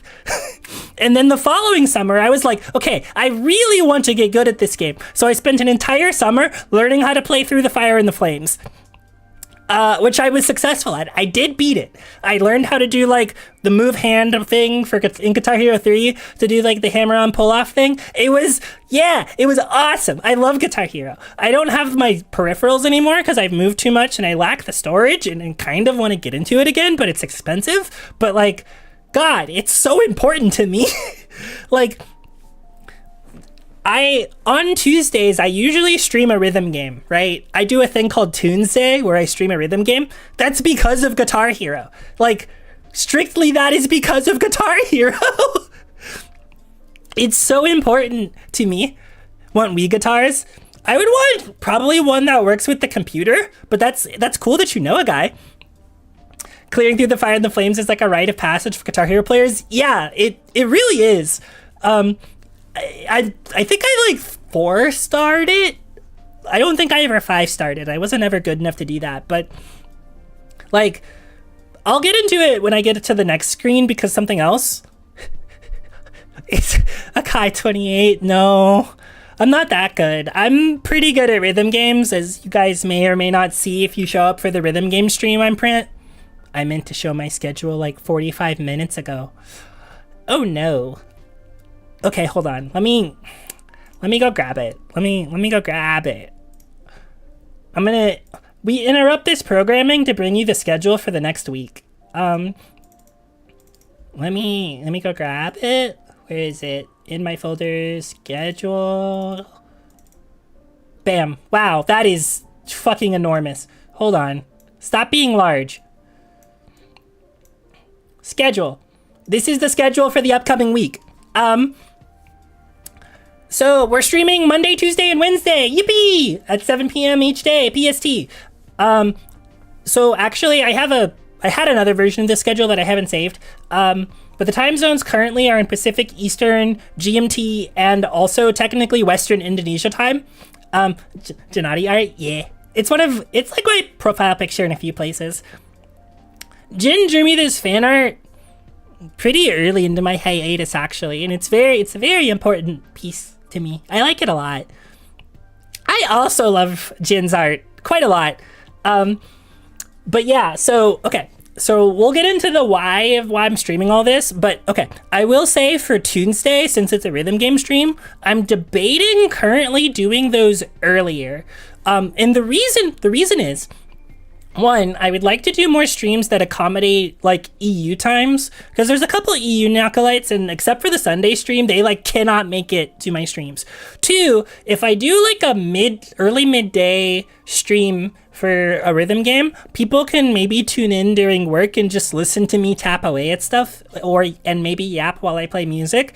And it's kind of like I'm your personal DJ for the end of your work shift, and I think that'd be kind of cool.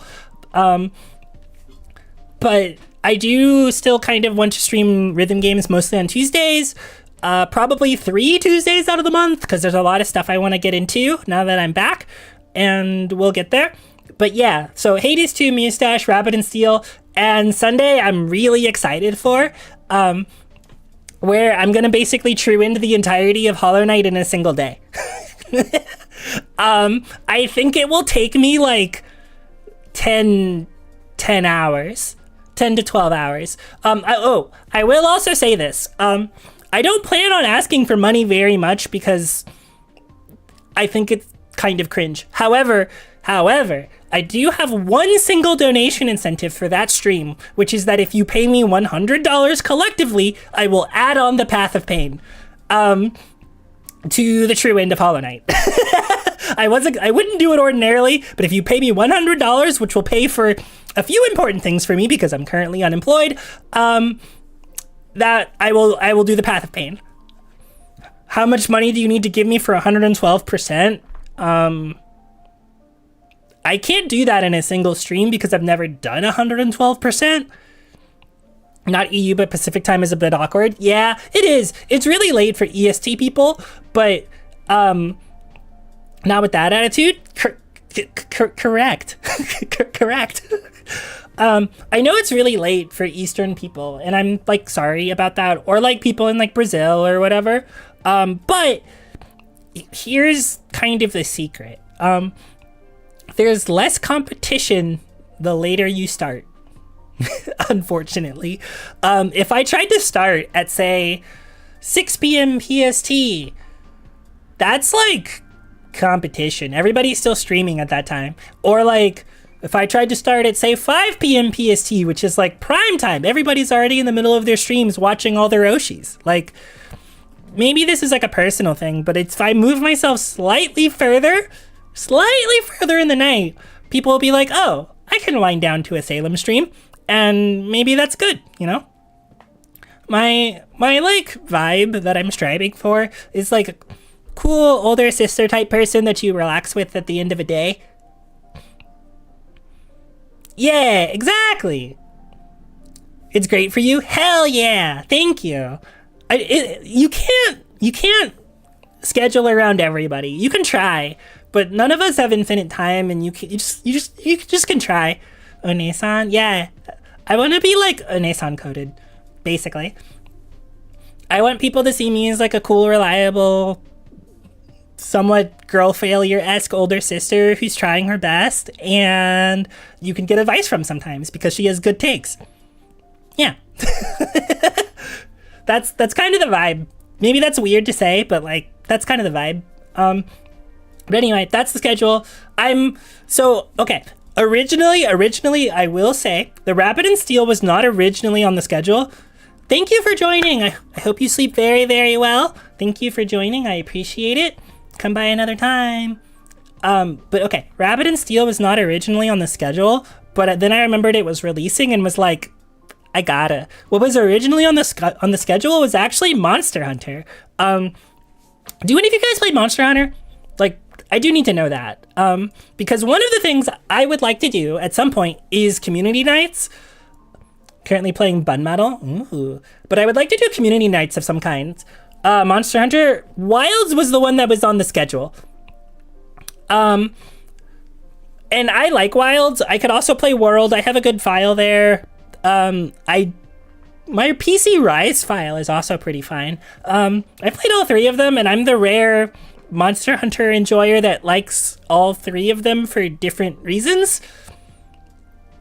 which is an unusual take. Potato can't handle Wilds. I'm so sorry. That is the one I'm playing currently, but I would like to do community nights and do hunting with like Nyakalites, or maybe play Rapid and Steel with you guys. Like, I want to do community nights, but for like more cooperative games like that. Like the community isn't big enough for me to do like Fall Guys or something. That's something you do when you like have like 60 people and you need to get a bunch of people into a lobby. But like, I'm expecting there to be like 3 or 4 people that are like, yeah, I would love to post up with Salem. So like, if I can do like Rapid and Steel or Monster Hunter like every couple weeks or once a month or something, I think that'd be a lot of fun. It is. So Monster Hunter is really good with folks. I get a horrible kick out of soloing stuff. Like I love to be like, wow, yeah, I just soloed that thing. It's, yeah. Fun fact, I think the first time you have to hunt Gog in Wilds, you do it solo. Salem Bloodthirst, there is a famous, well, not famous, but famous among the Nyakalites clip of me playing Monster Hunter Rise and playing Dual Blades. And I forget what the name of the monster is, but it's the like one of the early game monsters with like the giant beak in the fire, and it goes to take off, like to leave for another zone. And I went and used one of the Silkbind skills where you stab it in the butt and it like detonates later. And so it flies up and I can't reach it anymore. And then the Silkbind skill explodes and the monster falls back down on the ground prone. And I just start cackling like the most insane lunatic of all time. Like, it was the funniest thing to me that I like stabbed it in the ass and then it just fell back down 3 seconds later. Like, it was, I love Monster Hunter. Okay, but to continue talking about my teenage everything. So, there is a suspicious JRPG thing on this list, or there's 2 actually. Outside of Final Fantasy XIV, Final Fantasy XII is my favorite Final Fantasy. This is contentious, I'm aware. I think it's my favorite partially because of like the memories attached to that game, not specifically because the game is perfect. I don't think the game is perfect, but I think the game is really cool. And I think it tries to do a bunch of really interesting things and mostly succeeds at them. Also, Final Fantasy XII is a Star Wars story. Sin tweet. Every time I see cutscenes from that game, I'm like, that's just Star Wars. Have a nice sleep. Have a nice sleep. I hope you sleep well. Fran is great. I love Fran. But yeah, so like this era of my life is also when I was crazy into Sonic the Hedgehog and also really bad Korean MMOs. Fun fact, I wasn't really allowed to play MMOs for a really long time. And then I got a computer and I started playing like free ones that I could access because I didn't have money. So I played really bad Korean free ones. And eventually my dad found out and he got pretty mad at me. But then he was like, well, your grades are good, so I guess I can't be too mad at you. And I was like, okay. And then I kept playing really bad Korean MMOs. They're not good, but I do have good memories of playing them. And I think that's an important distinction to make. Did you ever play OSRS? No. Somebody has tried to get me into OSRS in the most recent years of my life, and the more I learn about it, the more I think I would hate it, actually.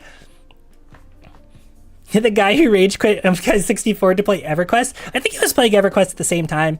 Need to go to sleep. Have a wonderful sleep. Only got into OSRS this January. Good for you. For someone not into OSRS, I consume a suspicious amount of RuneScape-based content, mostly due to my like roommate. Need a nostalgia or traumatic life event. There's another thing that I could say, but I don't know if I should. Did I ever play MapleStory? No, actually. But I did play MapleStory 2. MapleStory was slightly before the time I started playing MMOs. It wasn't like the big popular one. And okay, I am, unfortunately, it's okay, I also like trains. Thank you for understanding what I was getting at without me needing to say it. Thank you. Thank you for picking up what I was putting down. Thank you. I don't think I'm allowed as a not haver, but it is a thing that I think about by people who are havers and have told me that. But no, I did not play MapleStory. I played Dragon Nest and I played Elsword and I played Black Desert Online, but that was later. I don't know if any of you guys are familiar with bad Korean MMOs, but all of them have limits on playtime due to stamina meters in ways that are more obnoxious than gacha stamina systems, because Korea has laws about how long people are allowed to play video games for. Specifically video games, I think, that are marketed at like the youth. BDO hate, that is a smart thing to say. Complicated feelings. I sort of like that game, but also I really don't. I really, really don't. It's complicated feelings. But anyway, I think we'll cover that for now. So there's a few more eras of a video game. So after I got a job, this is the shit I played. Did I ever get into Lost Ark? Lost Ark is recent, right? I think I tried to play it. No, I didn't. I played it, but I didn't get into it. So after I got a job, this is the stuff I got into. Unfortunately, I discovered gacha. That's not good. This should happen to nobody, but I did discover gacha. And the story of how I discovered gacha is pretty funny, because I remember working at like my first, I guess you could consider it big girl job.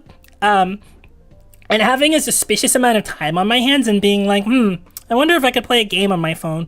I wonder if there's any games I could play on my phone. And then me having some friends that were really into Grand Blue Fantasy. And I was like, I wonder if I could play Grand Blue.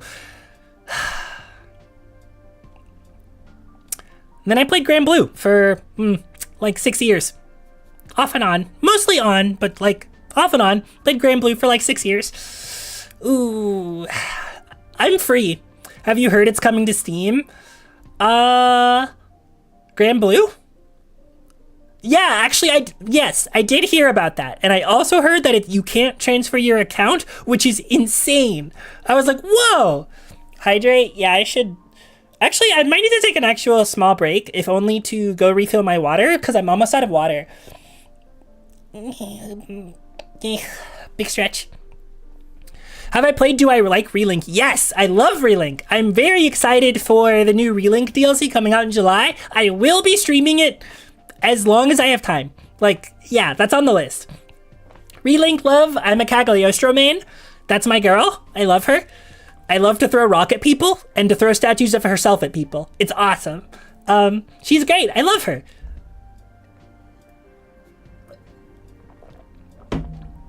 Hold on though. I'll be right back. 1 second. How do I stream again? Okay, let me try this.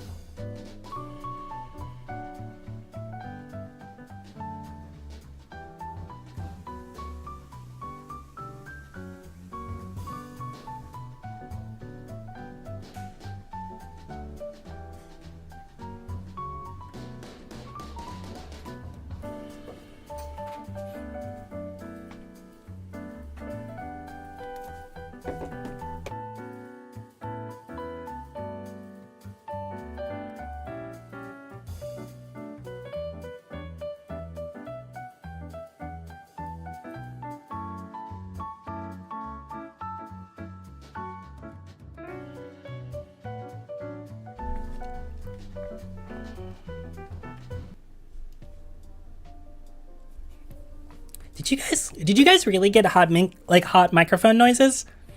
Because I don't even have like a stream audio set up on that scene.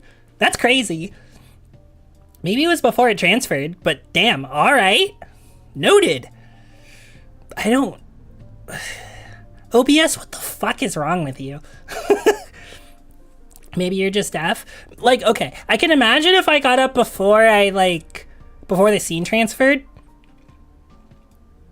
Dust noises? Yeah, that's possible. Because my chair is loud, like... And that's with like a bunch of audio dampening on.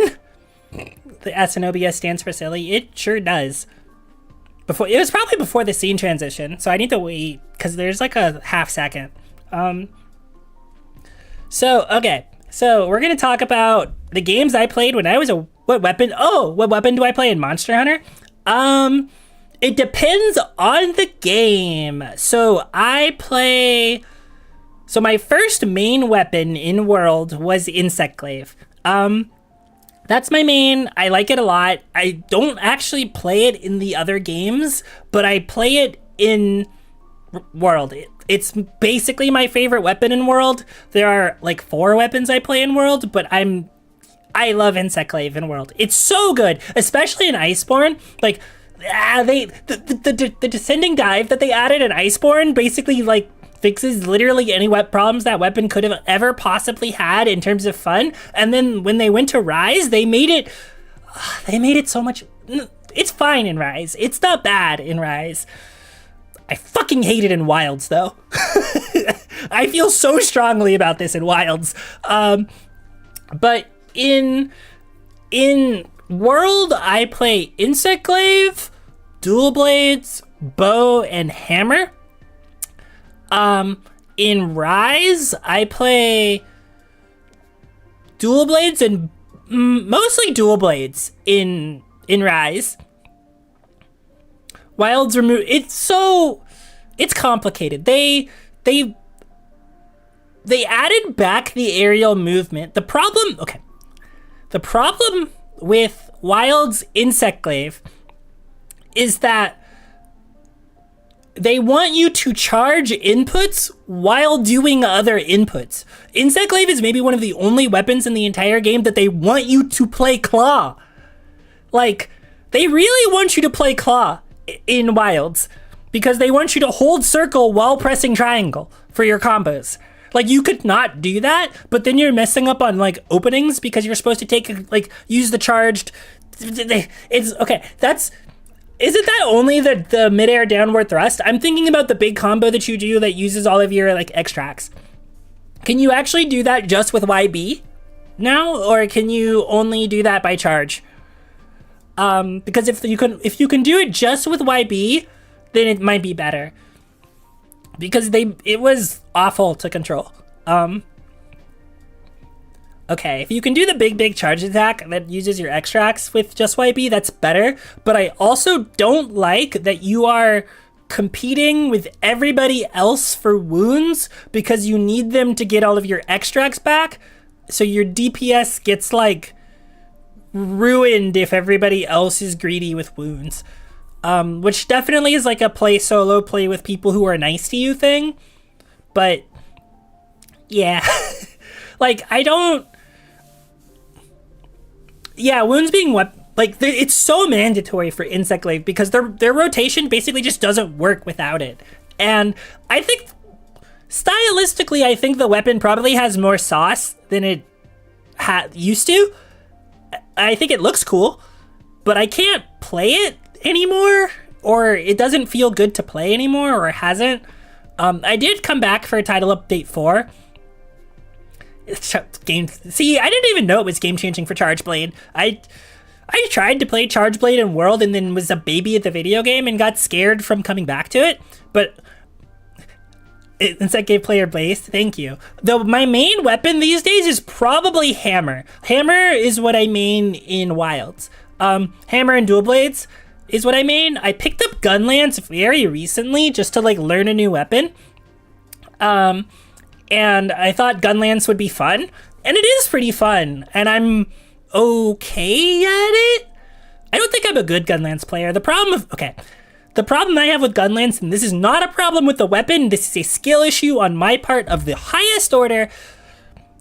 The parry timings for Gunlance aren't exactly tight, but you have to know the monster so well to make use of them that it feels dangerous, because if you start your counter too early or you don't do enough like chain parries, you actually don't get into like make use of the opening. So I had a really interesting experience with this.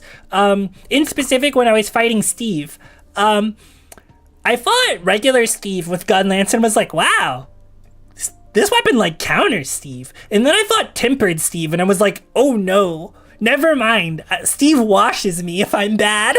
I was like, oh no, this is not good. This is not good at all. Steve like destroys me if I miss my counters. So then I was like, Hammer is a terrible matchup into Steve, but I know that weapon and rolling is safer. So we Hammer.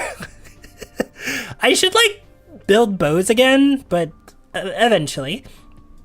And yeah, so trying out new weapons in Monster Hunter is pretty fun. So I'll move on from Monster Hunter in a second and talk about some of the other stuff. But one of the things that I do with Monster Hunter that's pretty weird is that whenever I go to learn a new weapon, is I specifically start a new character. You don't have a 9. You definitely have an 8 though. Also, hi Omega, long time no see. I didn't turn that off. You should have a 7. Hold up, what? Yeah, so I start a new character. That sounds weird and is very strange, and you're probably like, why would you do that? And the answer is basically, Omega, what are you doing? I didn't turn them. Did I turn like the stream element spot off? Hold on. No, they're working on my side. That is stream elements maybe cooldown. You stopped yourself from doing that in newer games. That makes sense. So I do it because I like to learn slowly. Yeah, Omega, stream elements is throwing a fit. I could show you what it looks like on back end, but it seems like it's fine on my end. I do not know what is happening. But basically I learn pretty slowly and it's a lot easier. No, I know they're not what they're supposed to be, but they show that they're fine on my stream elements. So I don't know what's happening, frankly. But anyway, so also, hi Jolene. Hello. But anyway, I like learning with my weapon being garbage without the skills that like make the weapon good. Does that make sense? Like I could just like build up really slowly that way, but then I lose self-control and then I just kind of rushed it into the game. So like in specific, I wanted to like learn Gunlance without having guard from the very beginning. like without just building a lance that has guard and guard up and all that shit. So like you learn what you can and can't guard that way. Like you learn a little more holistically, I guess. Did you hear Gunlance? Yeah, I started playing Gunlance. Gunlance without load shells does feel like ass. You're right.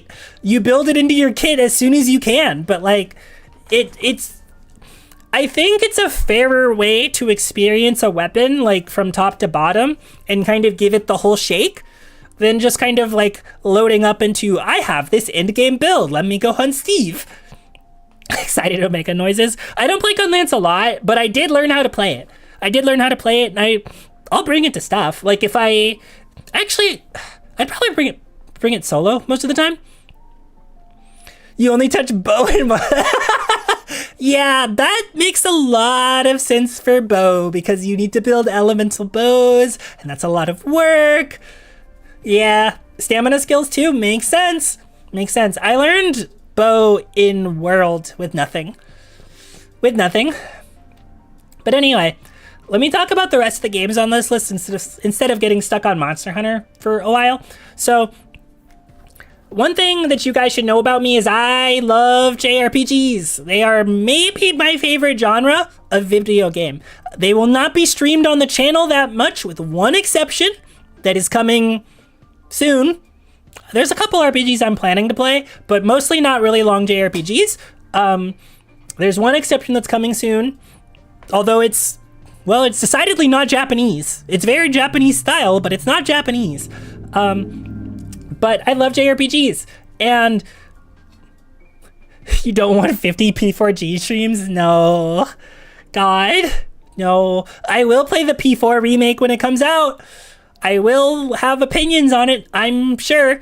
Persona 4 in specific is not my favorite Persona game. It is probably my least favorite Persona game, but it makes it onto this list because it is insanely important to my development as a human being.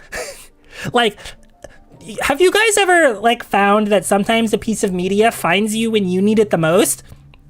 That was Persona 4 for me. Persona 4 found me when I needed it.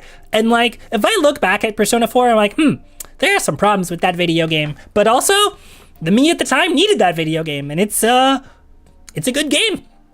It's a good game. That's what I'll say about that. Also, yeah, Final Fantasy XIV, I spent probably 10 years playing, or so. I'm unsubbed right now. I probably will never stream it, but I started playing in Heavensward.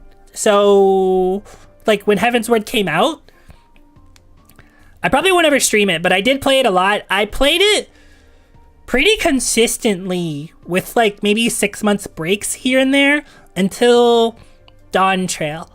I played Dawn Trail at lunch, though. And I love Final Fantasy XIV, even still. And like, when the new expansion comes out, I'll probably play it. I probably won't stream it, but I'll play it.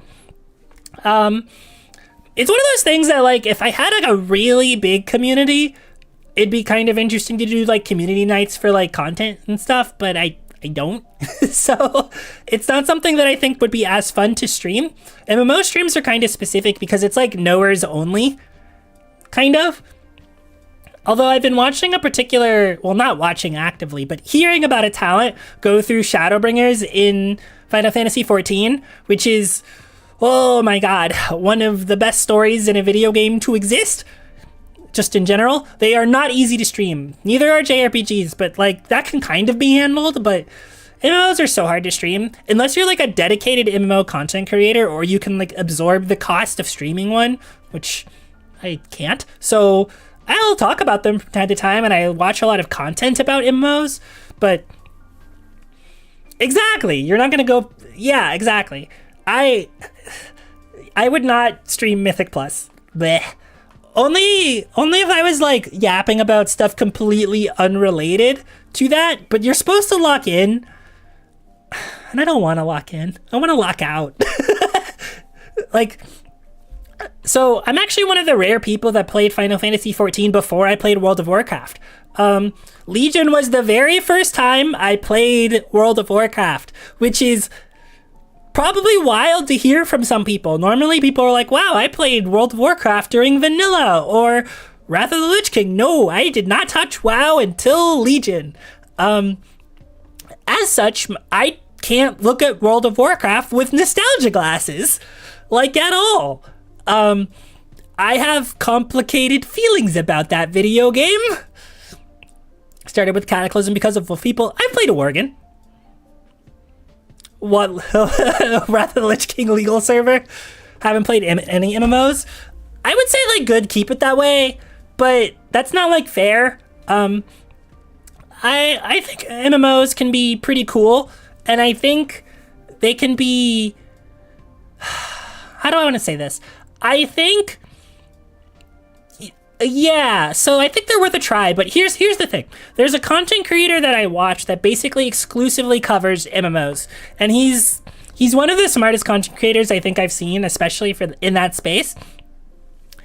And I think he says things that are pretty interesting, specifically about how people engage with MMOs, and that oftentimes, like, an MMO is the social space that you exist in the MMO. It is not always just the gameplay of the MMO. Josh Strife Hayes? Yes, it is Josh Strife Hayes.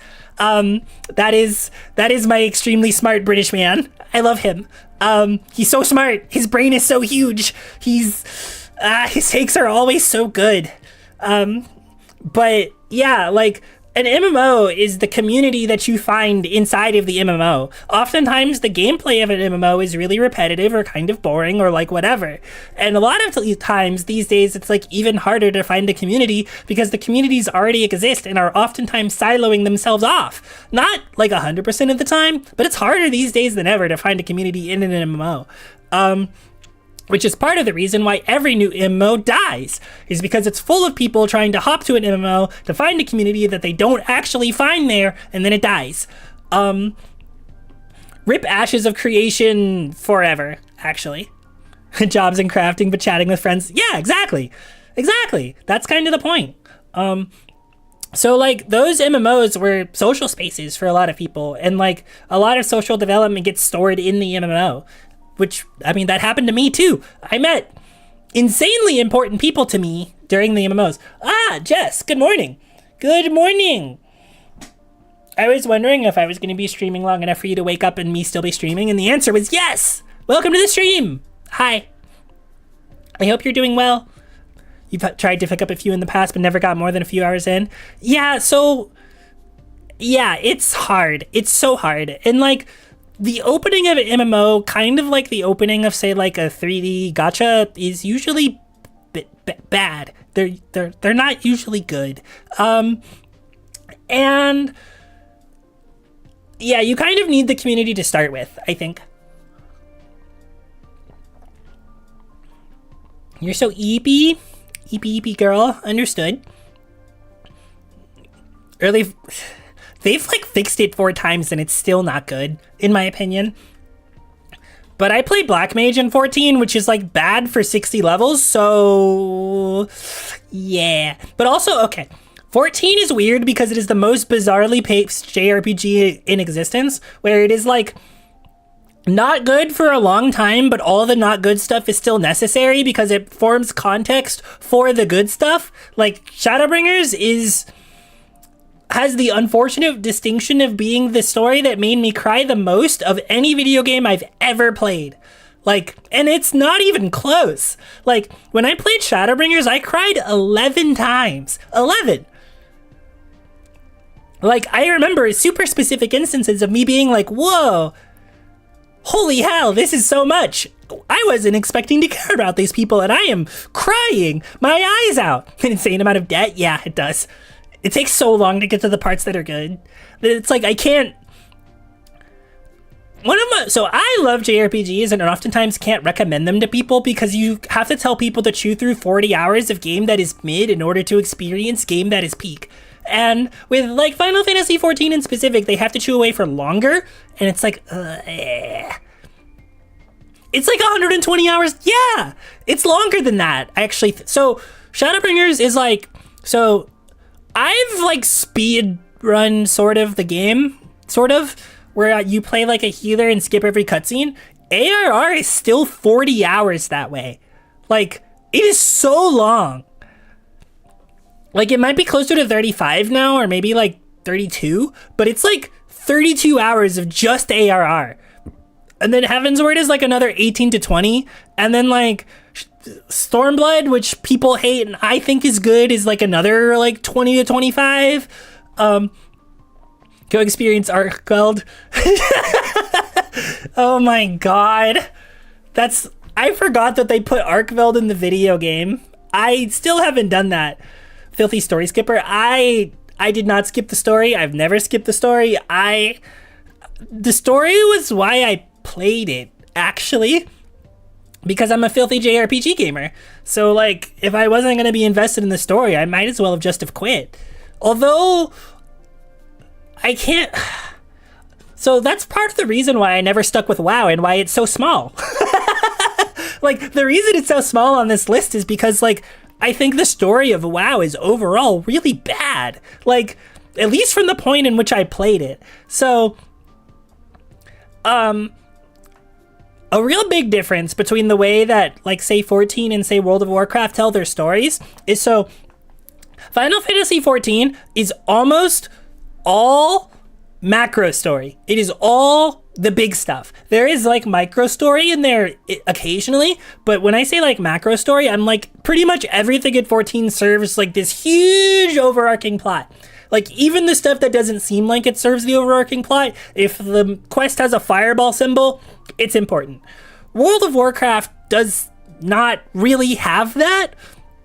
For like a lot of it, it has all these like disaffected zone stories that they try to pull together in like the story of this raid that you have to do to get context on what's going on in the world. And that would work if they were any good at pulling all this stuff together, which oftentimes, especially recently, they're not. World of Warcraft has a really good micro stories where like the story inside of a zone can be really interesting, or like this one quest line can be really interesting. But like you start looking at the giant story they're trying to tell and you're like, whoa, this sucks actually. Haven't really played JRPGs before, but playing original FF7. Yeah! I'm about to say something controversial again. I've never played the original Final Fantasy VII. And in fact, I played 7 Remake without playing the original Final Fantasy VII because I wanted that to be my first experience with the game, because I thought it would provide a unique context with which I experienced the media. Me too. Imori Shy. Incredible. I need to make a Nyakalite and then get a version of that emote. I need to figure out what the hell you guys look like.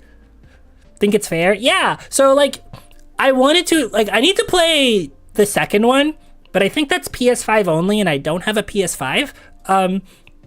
But I really wanted to play 7 Remake. Rebirth is on PC. Awesome. Have I played 9?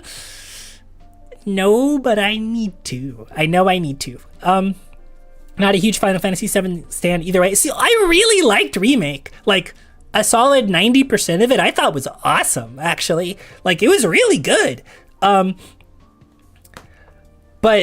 I do know that I need to. I've heard that 9 is really, really, really good. One of the things I might want to try to do in my streaming is play like some retro series that I've missed out on that are really considered really good by people and part of like central to gaming history. A big one on that list is Metal Gear Solid. That is like the first thing that comes to mind is I've never played Metal Gear Solid and I should. I really should. Also like Devil May Cry. I should play that too. So like both of those are things as Kachi as I was typing. Yeah. Haven't touched Remake. Ooh, Emery, thank you. Thank you for all the gifts. Oh my god, you guys have been so nice today. So many gifts. My god. Thank you. Gotta go sleepies. Have a wonderful next of your sleep. It's an experience. I've seen like the beginning of Delta and I think it will be fun. As long as like chat and the Nyakalites are okay with really long cutscenes, I think it'll be fun. Is Final Fantasy VII the Persona 5 of Final Fantasy? Yes. Remake? No, I think just regular Final Fantasy VII. Not even remake, just regular. Because it's like the one everybody knows and the one they keep putting in everything. As long as people can get licensing for it. They put Cloud in Smash. Like, come on, it's right there. They got the licensing to put Cloud and Sephiroth in Smash. Not two people from different Final Fantasy game. They put Cloud and Sephiroth in Smash. They did not put Tidus in Smash, or Titus. They call him Tidus, and I think that's stupid. It's Titus. Anyway.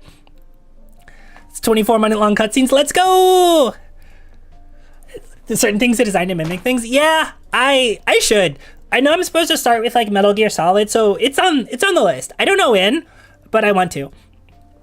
But anyway, when somebody did mention Borderlands 2, I am the unfortunate person who likes all 4 Borderlands games. Well, yeah, all 4 Borderlands games for different reasons. I will also go to bat for Borderlands 3, which most people won't do, but I will. Yeah, I'm a 3 enjoyer. Rare. Yeah. I simply think the music, gunplay, and map design in 3 is really good. There are, actually, yeah, you're right, there are 5 of them. There is also pre-sequel. Pre-sequel I'll also kind of go to bat for, but less. 6. Are we talking about Tales from the Borderlands? Oh, actually, shit, there is Wonderlands. Wonderlands has fun skills, mostly. But they wanted to make an entire game out of the DLC from 2, and the writing isn't as good. You can't stand the villains of... So, okay, my insanely hot take about the villains of Borderlands 3 is that they just wrote Handsome Jack again. Like, most people are mad about that, but they literally just wrote Handsome Jack again. And everybody fucking loves Handsome Jack. So they're just mad that there's 2 of them and that they're annoying streamers. Like, if Handsome Jack was an annoying streamer, they would, which he kind of is, like, yeah. Like, they're the same guy. Like, literally, they're the same guy. So, but, like, I say that also hating them and liking Handsome Jack. So I'm guilty of the thing I'm accusing people of. So, like, but at the same time, I think it's stupid to hate them as much as everybody hates them because they're just Handsome Jack. But, so, like, I don't know what sauce, like, they forgot to put in to them to make people not think they were super annoying, because they are super annoying. But also, actually, no, I know what it is. I know what it is. Spoilers for Borderlands 3, if for some reason you care about the story of that game, it's because they fucking killed Maya. Like, that's why. Like, that's actually why. Because that's unearned. Like, it's kind of like oh, we're doing this again? Like, when they went... Spoilers for Borderlands 2, I guess. When they kill Roland...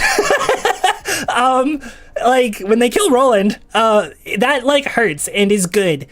But then they did it to Maya again, and it's like, we can't keep doing this, guys. Like, come on. You've got to give some of your characters some kind of plot armor. Like, come on. Come on. But also, I think the gunplay in Borderlands 3 is the best gunplay in the series. I think it's even better than 4. And I did play 4, and 4 is good, with a couple asterisks.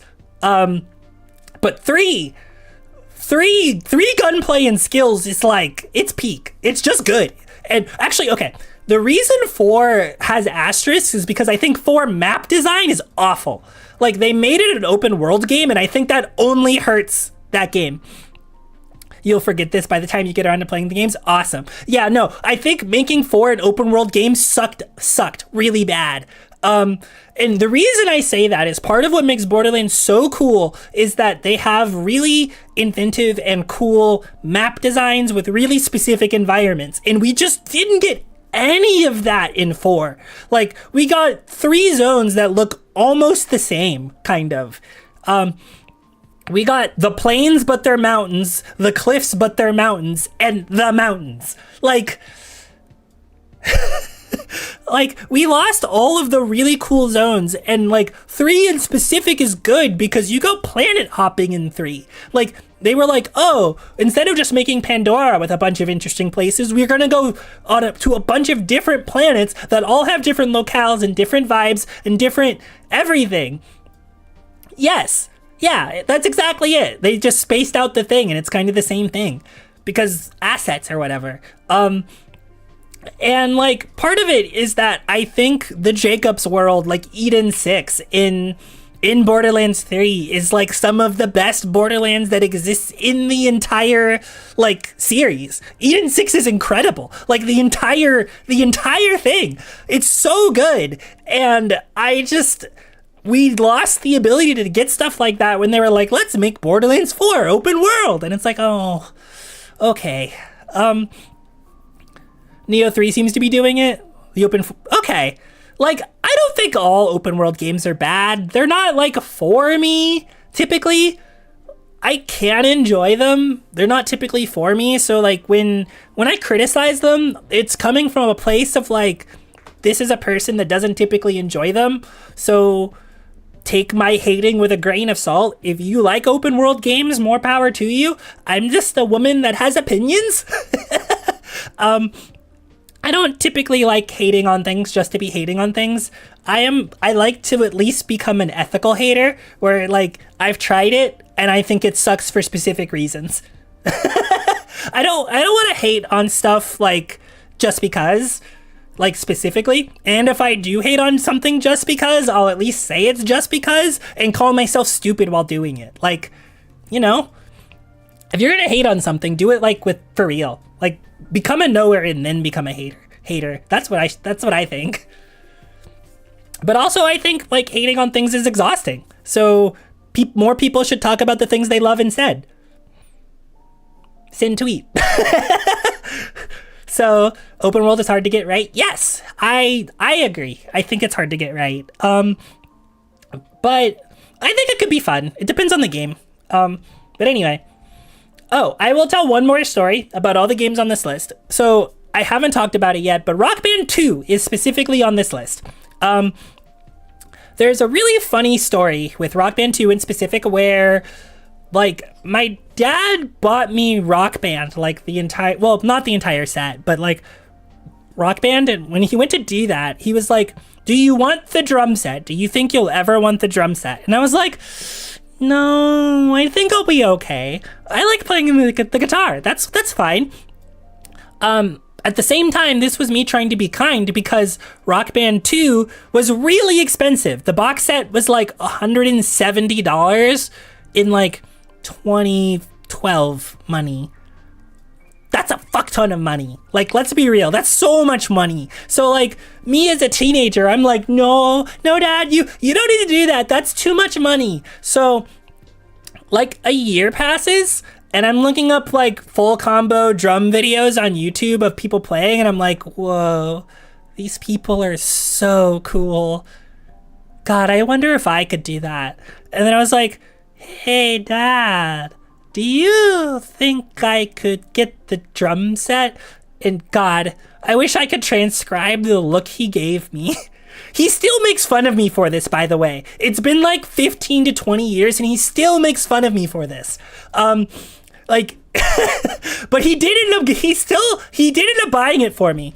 And then I experienced maybe one of the only instances in my entire life I felt like talented at something. So I had been playing like on expert guitar for a while and I go to play the drums and within 3 weeks I'm playing expert drums. And about 6 months later, I clear the endless set list in Rock Band 2 on drums, on expert. I was very good at the drums. It was very cool, and I miss it very much because it was an incredible workout, but also the drum kit is large and expensive and big and loud, so I had to stop. Too many apartments, too little space, all that kind of thing, but I miss it terribly. Hit it, Salem. Yeah, that's the reason why I have why Emery commissioned that art of me playing the drums is because I talk about my experiences playing the drums in Rock Band 2 all the time. I was good at it. Like, I was actually genuinely good at it. And it was just fun. It was very fun. I miss it. Anyway, it is time to talk about the games I played when I was a VTuber. Many of you were here for this. Can you show the class? Oh, the art? Yeah, hold on. Let me show the class. I've opened up so many images on this stream. That is in here. Oh my god, it is so big. Hold on. They really gotta let me shrink arts before I add them. Bam. Emery was very, very kind and commissioned this for me for my birthday like 3 years ago. It's real good. It's really, really, really, really, really good. Like, look at it. The neighbors must have loved it. Yeah, the downstairs neighbors really loved it when I played the drums. Of course the rhythm gamer is good at hitting buttons. You become a rhythm gamer by hitting the buttons. Hitting the buttons good. It's pretty. Yeah, I like it. I really like how they colored my wings. Like, so much. I think the wings are really hard to color, like, properly, and I really like the way that they did, like, the transparency, and I just look really cool, which is awesome, because I feel like a giant nerd, like, 90% of the time, so actually art where I look cool is like, whoa, you're lying to them, but also awesome. Wait, which image is it? Hello?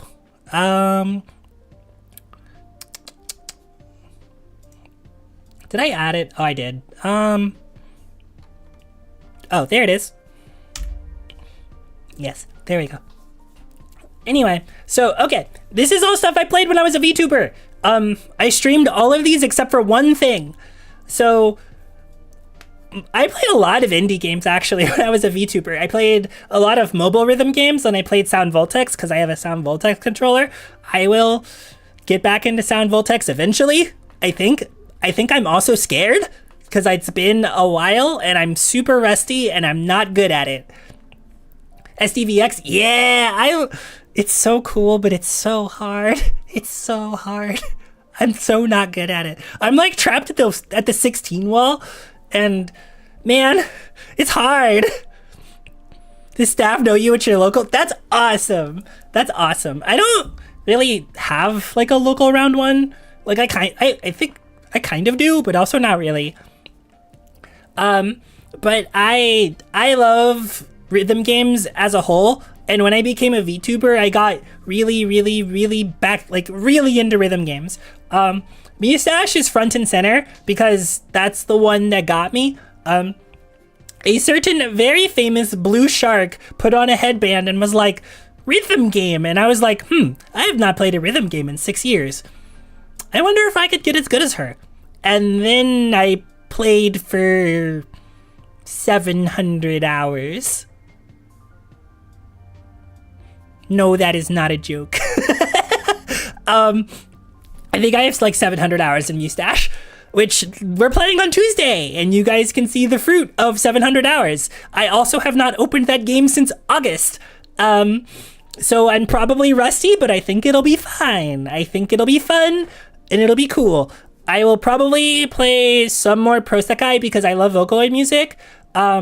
And also to get ready for the Hololive rhythm game that's coming out, because I will be playing that because I'm a VTuber and it's required. Yeah, Phobos, yes, I will be playing Hollow Dreams when it's out.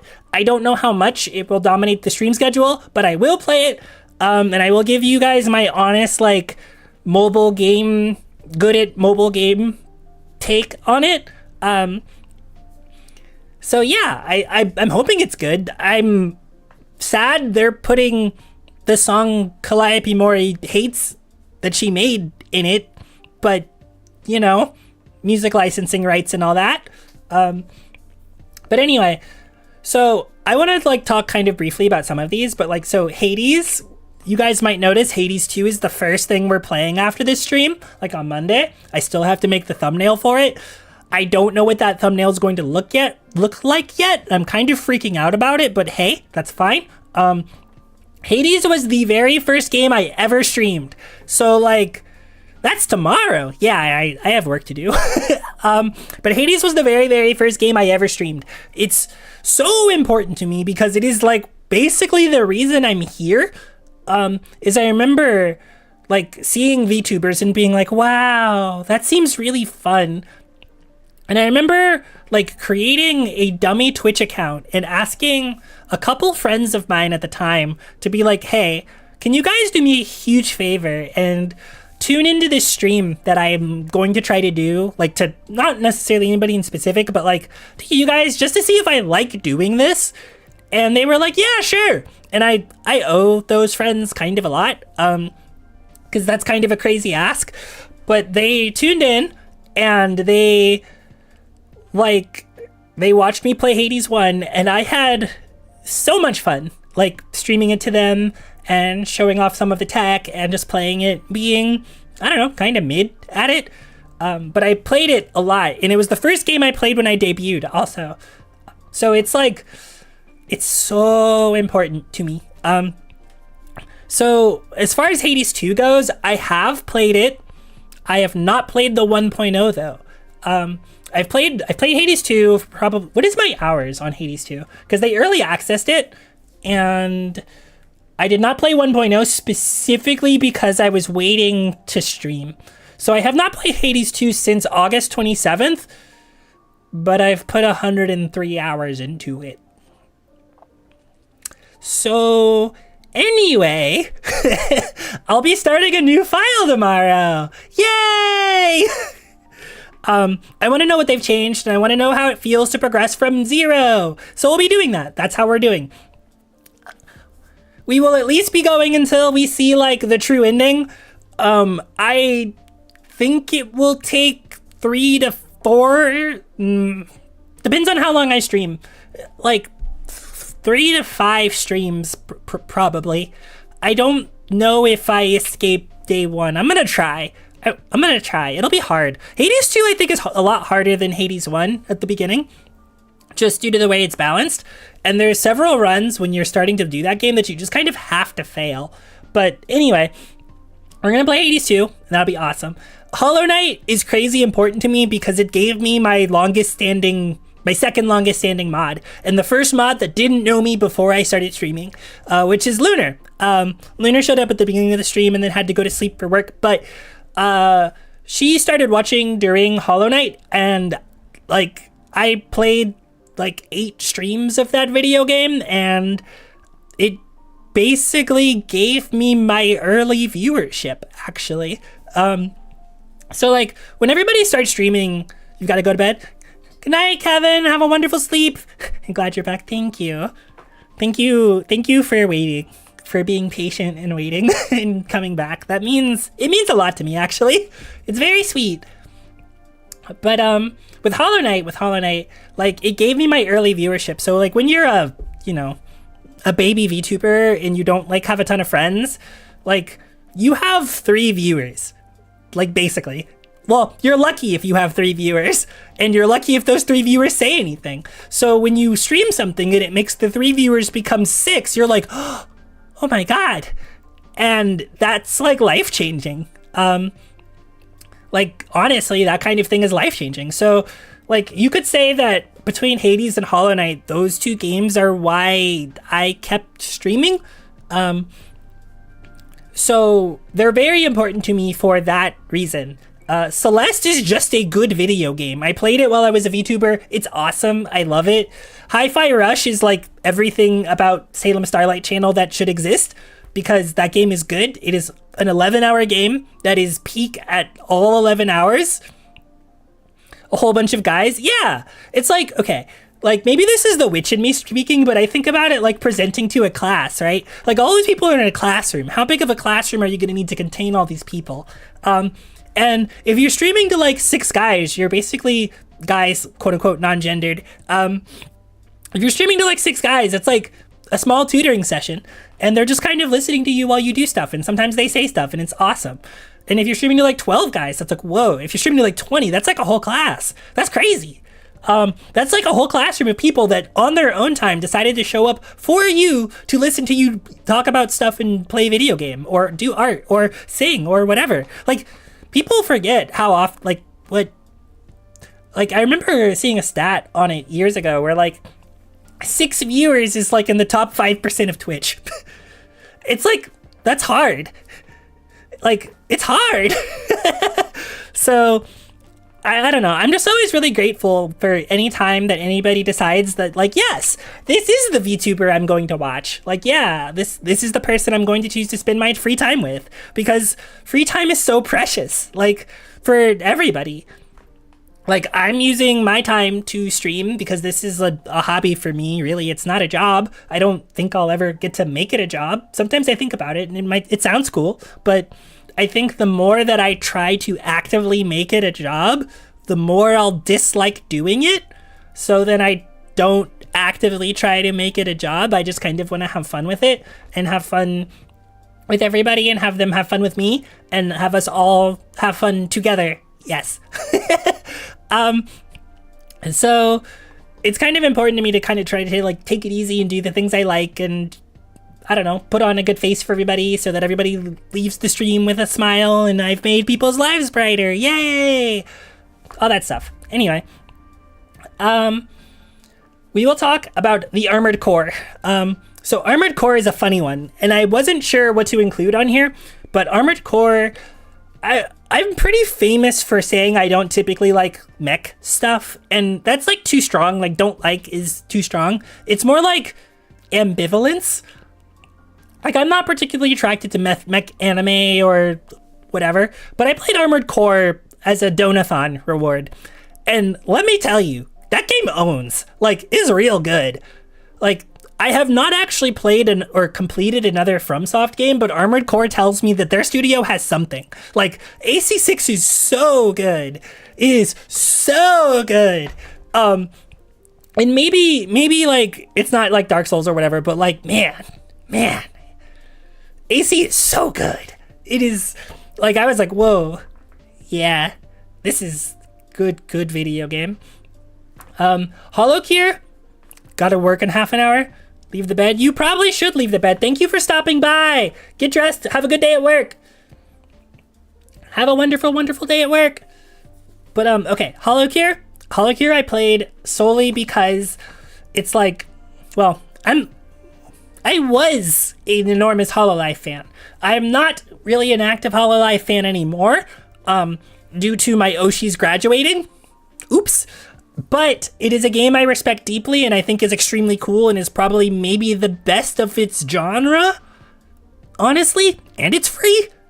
But I played a lot of Holocure on stream, and in specific, there was a time where in Fauna Chord, me and a few of the other saplings came up with strategies when the leaderboards first came out to try to top place on like Fauna's leaderboards.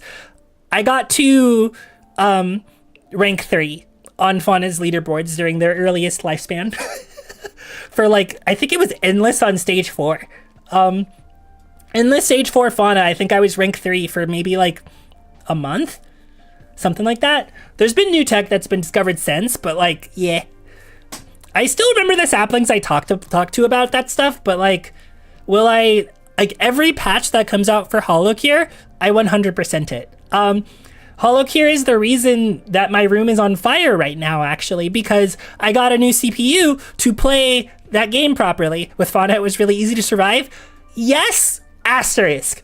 There's a huge asterisk. She had a lot of trouble going over 40 minutes.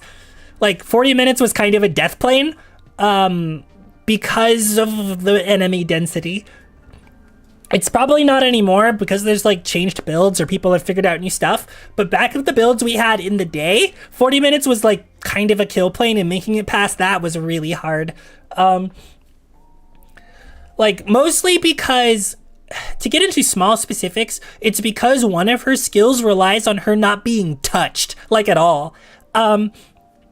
Like, because she loses stacks of, I think it's called Whisper, whenever she takes, like, she uses it to absorb damage. When you lose that, you lose a huge buff, and you lose one of your sources of damage also with that, because you're not healing from running around. So if you start building into like a beetle with like the nature spires and stuff, you lose an extra source of damage, you lose an extra source of healing, you lose like speed and a bunch of other stuff. So like it becomes a, oh god, I have to not get touched for the next like 10 seconds. Oh no, that's hard.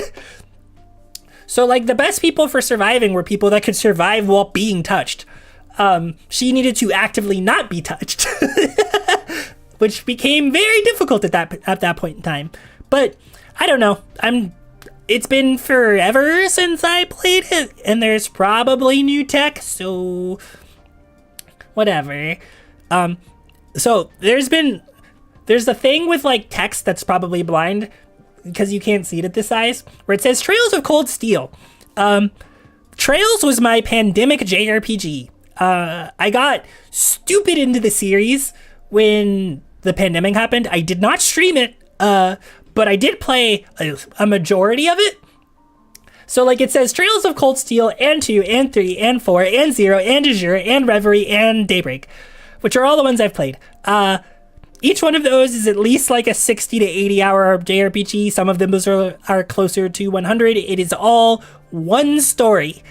It is not different stories. It is one concurrent story that takes place on different continents with different parties. It is an insane thing that exists. Like, it is insane that it exists. It is such a labor of love, and it's really good. It's, if you can tolerate anime bullshit sometimes, which I don't know, knowers will know, is really good. It's really, really, really, really good. I think I said earlier that my parents are really into video games and anime, which is why I'm really into video games and anime. So I put my parents on Trails, and I replaced 2 seasons worth of anime. They spent 2 seasons worth of anime playing Trails. Like, my dad is like, I haven't watched anime for like a year. What the hell?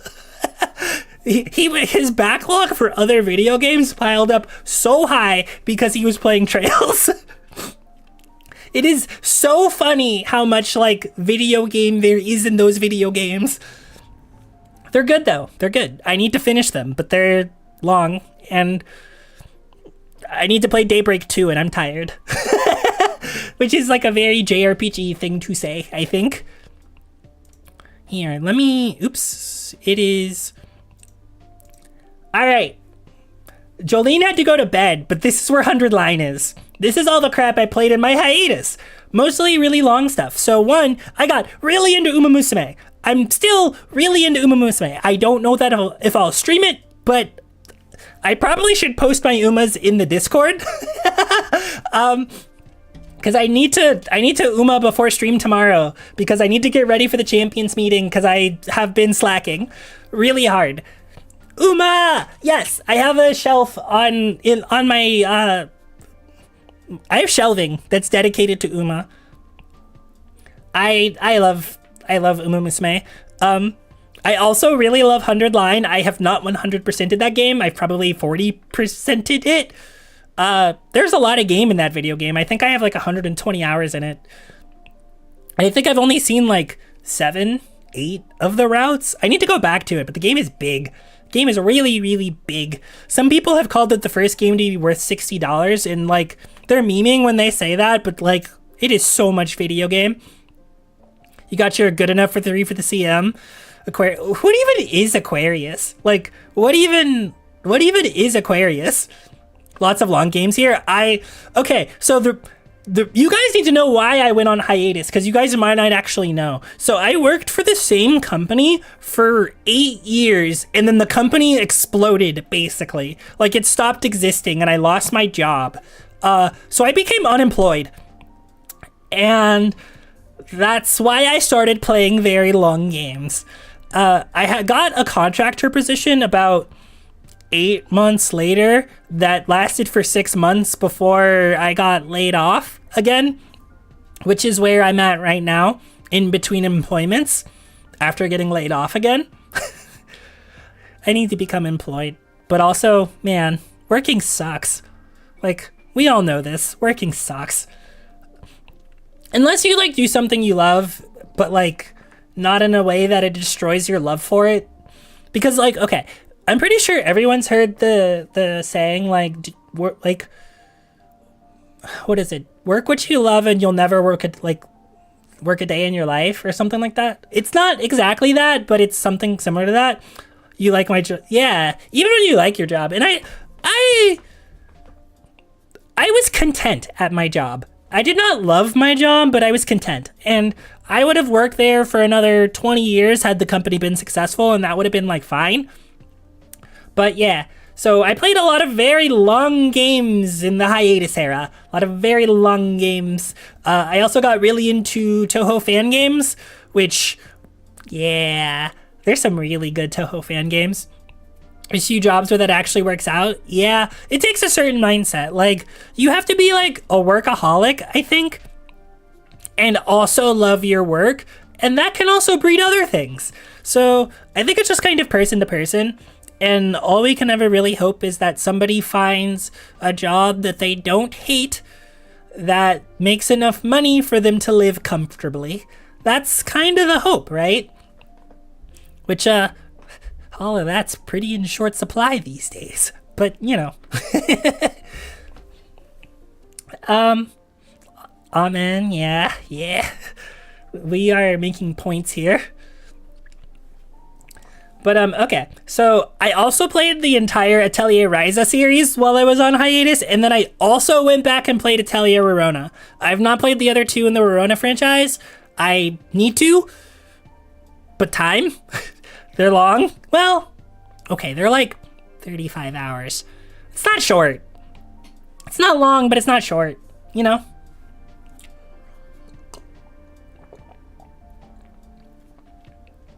I played Metaphor, and Metaphor is like,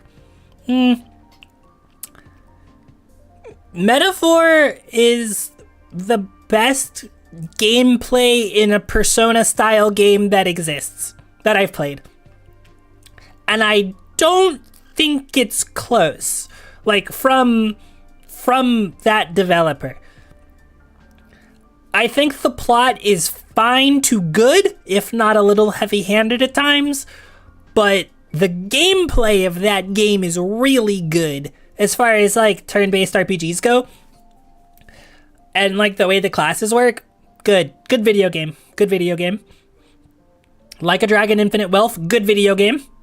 I got really into Yakuza on my break, but I only played Like a Dragon. I have not played Yakuza 0 or any of the beat-em-ups because I'm a fake Yakuza fan. I will say that with my full chest. Should I go back and play the other Yakuza games? Yes. Do I have time to go back and play the other Yakuza games? Good question. Good question. Next, I don't know. I do not know. Obviously, I played a lot of Wilds, and then there's a thing on this list called Unbeatable the Video Game. That is a rhythm game that I kickstarted back in 2021, and I waited for it to come out, and I played it, and it was good as hell. I like the story of that game a lot. That is not what I'll be showing you guys when I play it on stream. I played the entire story of Unbeatable for a friend, and she also really liked it, but I probably will play the arcade mode on stream because I like the arcade mode a lot, and I also kind of want to continue to grind rank a little bit. I'm wondering if I've fallen out of top 100, and I feel like I probably have. But grinding rank is hard, and I don't know how much of that I want to do on stream, but I do want to showcase the game on stream because I think it's cool, and I think the music is good. And I think people should play the game on their own before I play it for them. Only because it would not be my first experience through the game. But there is a possibility that if I'm still streaming around New Year's of next year, that I play Unbeatable on New Year's if I'm free. Which is funny to say that, but it is actually a New Year's game. Like, you know how like people are like Die Hard is a Christmas movie? Unbeatable is a New Year's game.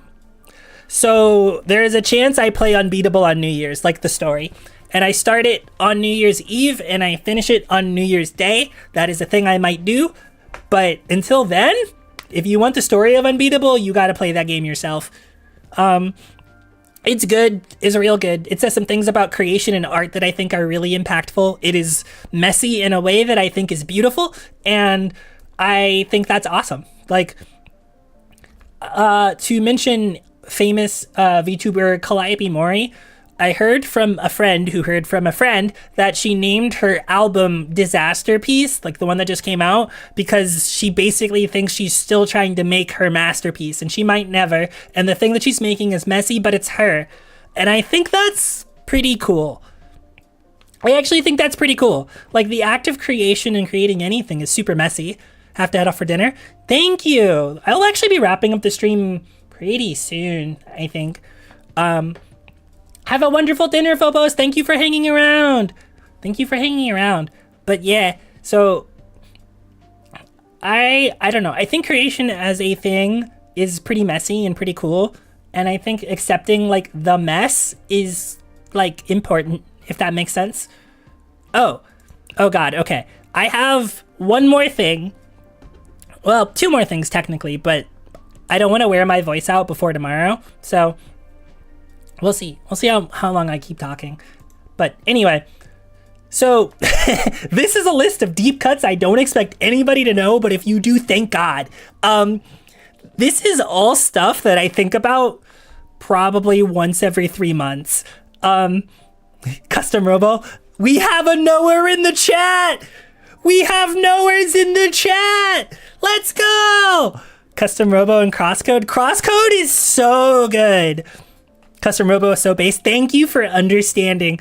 Yeah, so I wanted to include this because this is all stuff that I've played where some of this stuff is like 10 out of 10s and some of this stuff is the most important like 7 out of 10 you'll ever play in a life. You're know over like 3 of these. You played the DS Custom Robo, if that counts. It counts. It counts. Okay. So I don't know how I want to say this. Don't remember any of it. That's so fair. So I want to find a way to play Custom Robo on stream. That is, honestly, I don't really want to emulate it. Like, I'd love to get another GameCube, or like if they put it on like the Switch 2 eShop, I'll have to get a Switch 2. But I don't really want to emulate it. Like, I could emulate it, obviously. You no longer have a way. I'm not supposed to talk about this on stream, but whatever. I am on the fence when it comes to emulation, personally. I would love to play the stuff on original hardware if I can, but also that is expensive. These are still pretty vital. I don't know if mine works. Mine might be dead. Like, my Wii Mote is dead. Oh, cheap? Oh, yeah. No, if I could get a Wii, maybe. But like, I want to play the original Custom Robo. That's good. These are all games that I've played quite a lot of and I think are very cool. And like, I would love to play them on original hardware if I can. I actually don't think, well, I think I could play 2 Human on original hardware, actually. Played through it in 2024. Yeah, it's good. It's really good. I played it when I was a teenager on the GameCube. Of these games, the thing I'm most likely to play on stream is Custom Robo. 2 Human is free on the Xbox store. Awesome, because that game was in legal hell. I don't know if you guys know the lore behind that game, but like Custom Robo, or not Custom Robo, but 2 Human, like, the studio went bankrupt and lost all the rights to it, and it basically became lost media for years. Like, years. Kind of what happened to Kingdoms of Amalur. Both of these were like lost media 7 out of 10 games that I think are peak. Like, okay.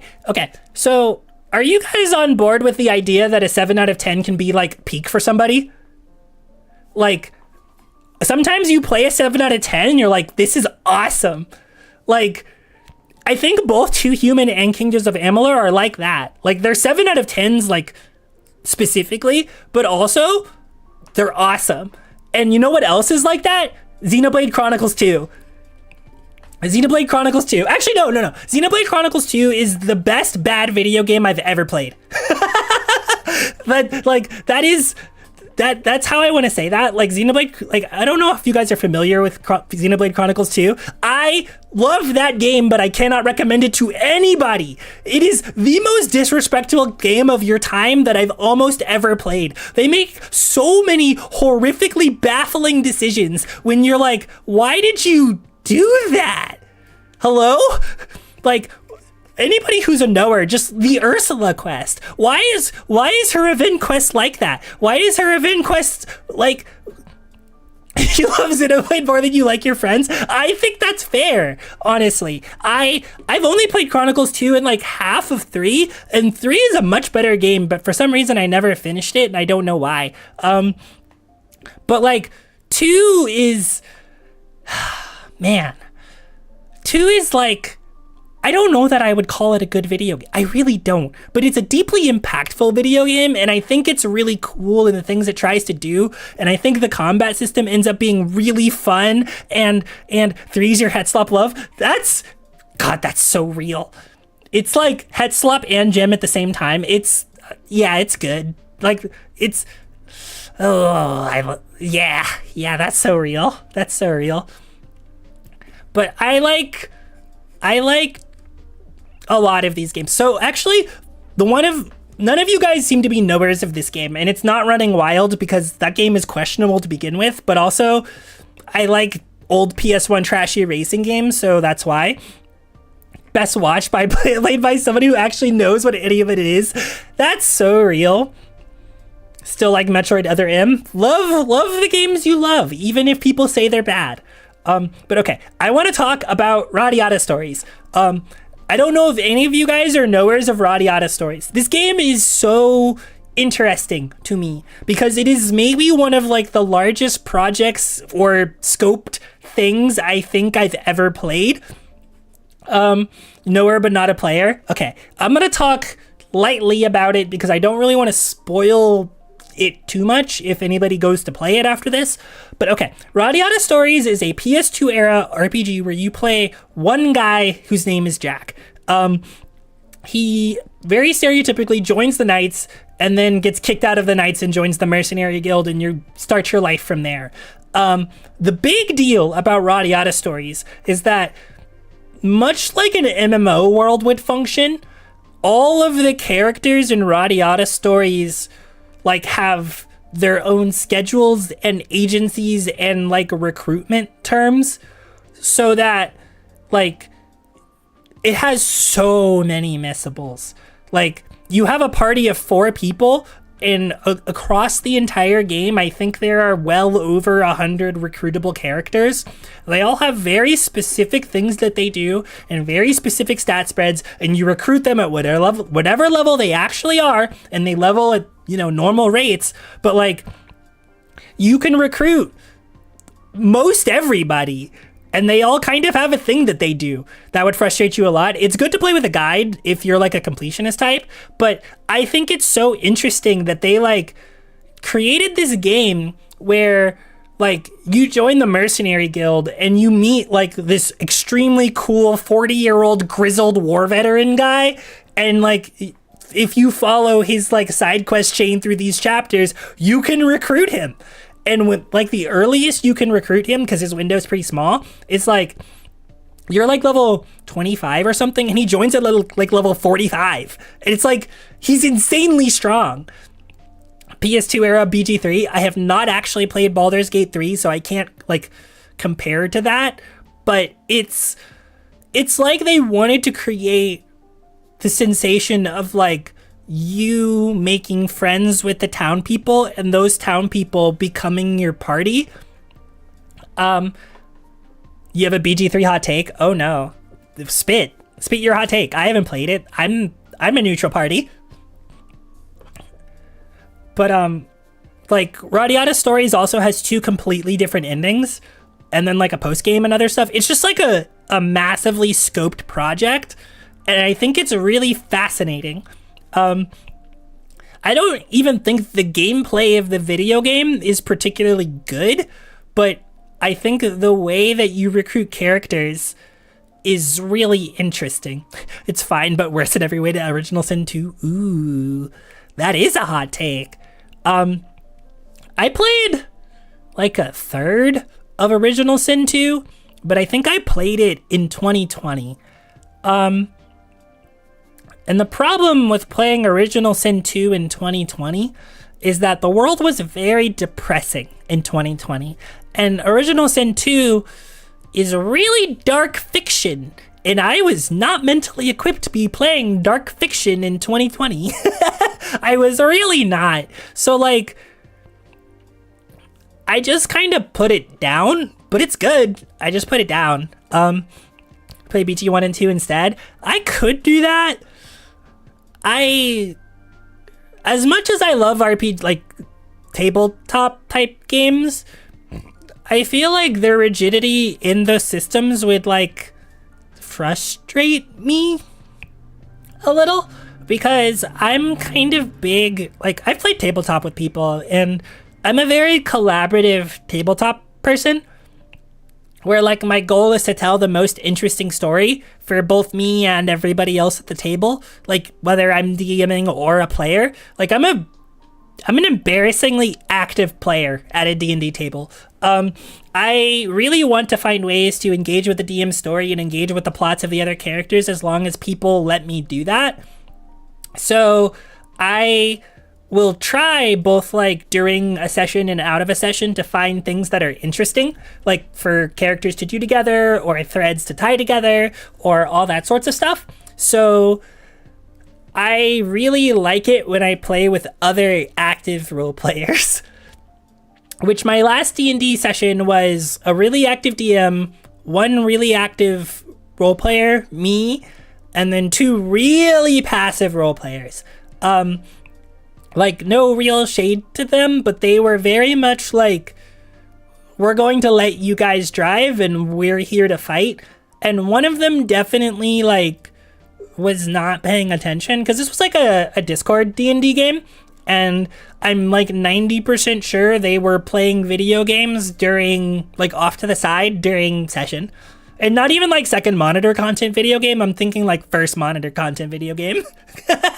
Which is just kind of oof, you know? Like just not present at the table, which is a little sad. But, you know, I played a tiefling warlock, I believe. Yeah.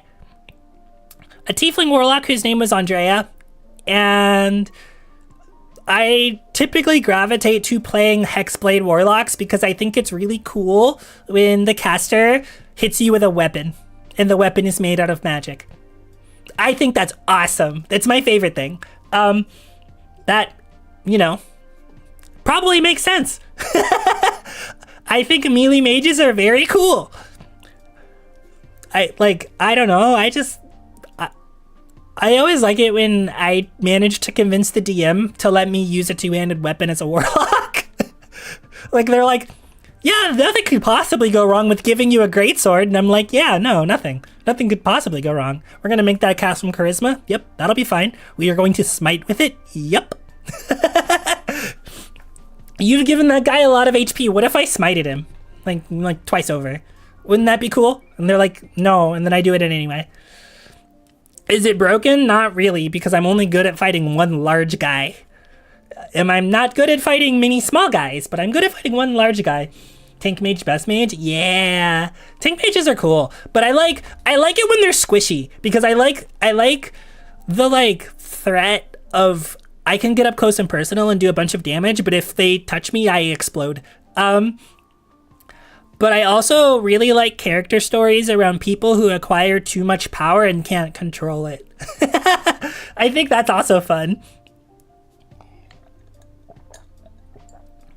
Where the power hurts either them or like people they're close to accidentally, and they have to deal with like the ramifications of this thing that they've been granted. Because I think that's interesting. I tell a lot of stories like that, actually. That's unfortunate. But okay. You may have designed a first-party content-only build for an abjuration wizard to get warding bond without dipping into... I unfortunately do not know enough D&D to parse that sentence, but I'm sure there are other Nyakalites who can read that and go, yes, that sounds awesome. And it does sound awesome. And I'm very proud of you for doing it. And that is not like condescending, I promise. It does sound cool. I think it's really cool whenever people put their like own perspective into tabletop specifically, because there's just so much that can be done that's not specifically within the rules. And I think bending the rules a little bit is cool. Like when it comes to that kind of stuff, I think you should. I think you should put yourself into it, and I think you should make it yours. That is my like super earnest opinion when it comes to that kind of stuff. All right, let's see. I have like one more thing, which is, this is a wall of text and I'm so sorry. So I wanted to talk about a lot of media that I like. I'm not actually going to spend a lot of time talking about music because we can talk about music in the rhythm game stream, but I will talk about the anime. So as I've mentioned before, my parents are big into anime. That is how I got into anime. I've watched a lot of anime, most of it when I was young with them. At some point, games replaced anime for me and I stopped watching a lot of anime. So, on the list is stuff that is informed by like my tastes and also some recency bias. Because some of this stuff is like, I like that and I watched it recently, which is like mostly Frieren and Bocchi and Watanabe. Those three I've watched very recently, but I think they're very, very, very, very good. I like all of them a lot. I have not seen season 2 of Frieren, and I think I'm waiting until it's done. Then I'll watch it when it comes to mind. I kind of watch anime at weird paces. But as far as like the rest of the stuff, I have like anime that I watched or like a long time ago that informed my current taste, which was like a lot of shonen. Angel Beats and Darker Than Black I think were pretty important. I watched like 300 episodes of One Piece and then I stopped. I've heard the rest of it is very good, but I cannot be bothered to re-engage. It's a lot of One Piece. There's like 1,000 episodes of One Piece, and I don't know, I could just play Trails instead. It's like the same length. I did actually find out that if you like watched all of One Piece, it's technically shorter than playing all of Trails. Which is an insane sentence to come out of my mouth, honestly. It's 1,000 episodes too many. We've detected a hater in the chat. That's fair. That's your prerogative. You are free to lurk all the time at work. Get started watching Detective Conan instead. I've heard that was good. I haven't seen it. Mayhaps. But it's funny because if you look at the last 3 things on the list of the anime I watched a long time ago, that's all anime that's rom-coms with tsunderes. Like specifically, like 14. Oh God. That's so much. I didn't even know. Wait, when did it start airing?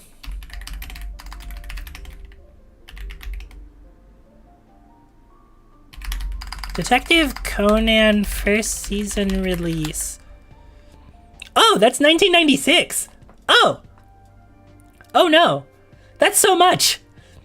That is so much. Lost track where you left off on Conan? That makes sense if it's 1,400 episodes. That's so much. But no, okay. Something else is I watched a lot of cartoons when I was younger too. Had all the movies too. Oh man. Do the movies have to be watched in like at specific times where you're like, oh, between seasons 12 and season 14, you need to watch the 3rd movie because that's the only place it makes sense because the next season has stuff that's in the movie. Is it like that? Because that would be... Somebody would need to make a watch order for a 1,400 episode self-contained. Okay. Self-contained, sorta. Yeah, that makes sense. Is it like one of those things where they're like a memory hole of the movie adventure where they're like, it happened in a dream or it happened in this alternate reality, or it's like a filler thing that doesn't like include it? Excellent taste and everything here. Thank you. Thank you for deciding I have good taste. I think my taste is okay. I think there's sometimes I'm into things I'm like, wow, that thing sucks, but I love it. But I also think being able to admit that the thing you love is kind of bad in like a critical way, but you still love it is, I don't know. I think that's cool. Because some people will be like, why do you love it if you think it's bad? And it's like, okay, well, I can view something critically and think it's not good and then love it anyway. Like, that's a thing I can do. Because there are certain times where you like watch something and you're like, I don't know that I would introduce somebody else to this, but I love it, and I think that's important. It's sort of like how people really love watching bad movies, you know? Where they're like, yeah, let's get really drunk and watch The Room. And they're like, that's a terrible movie.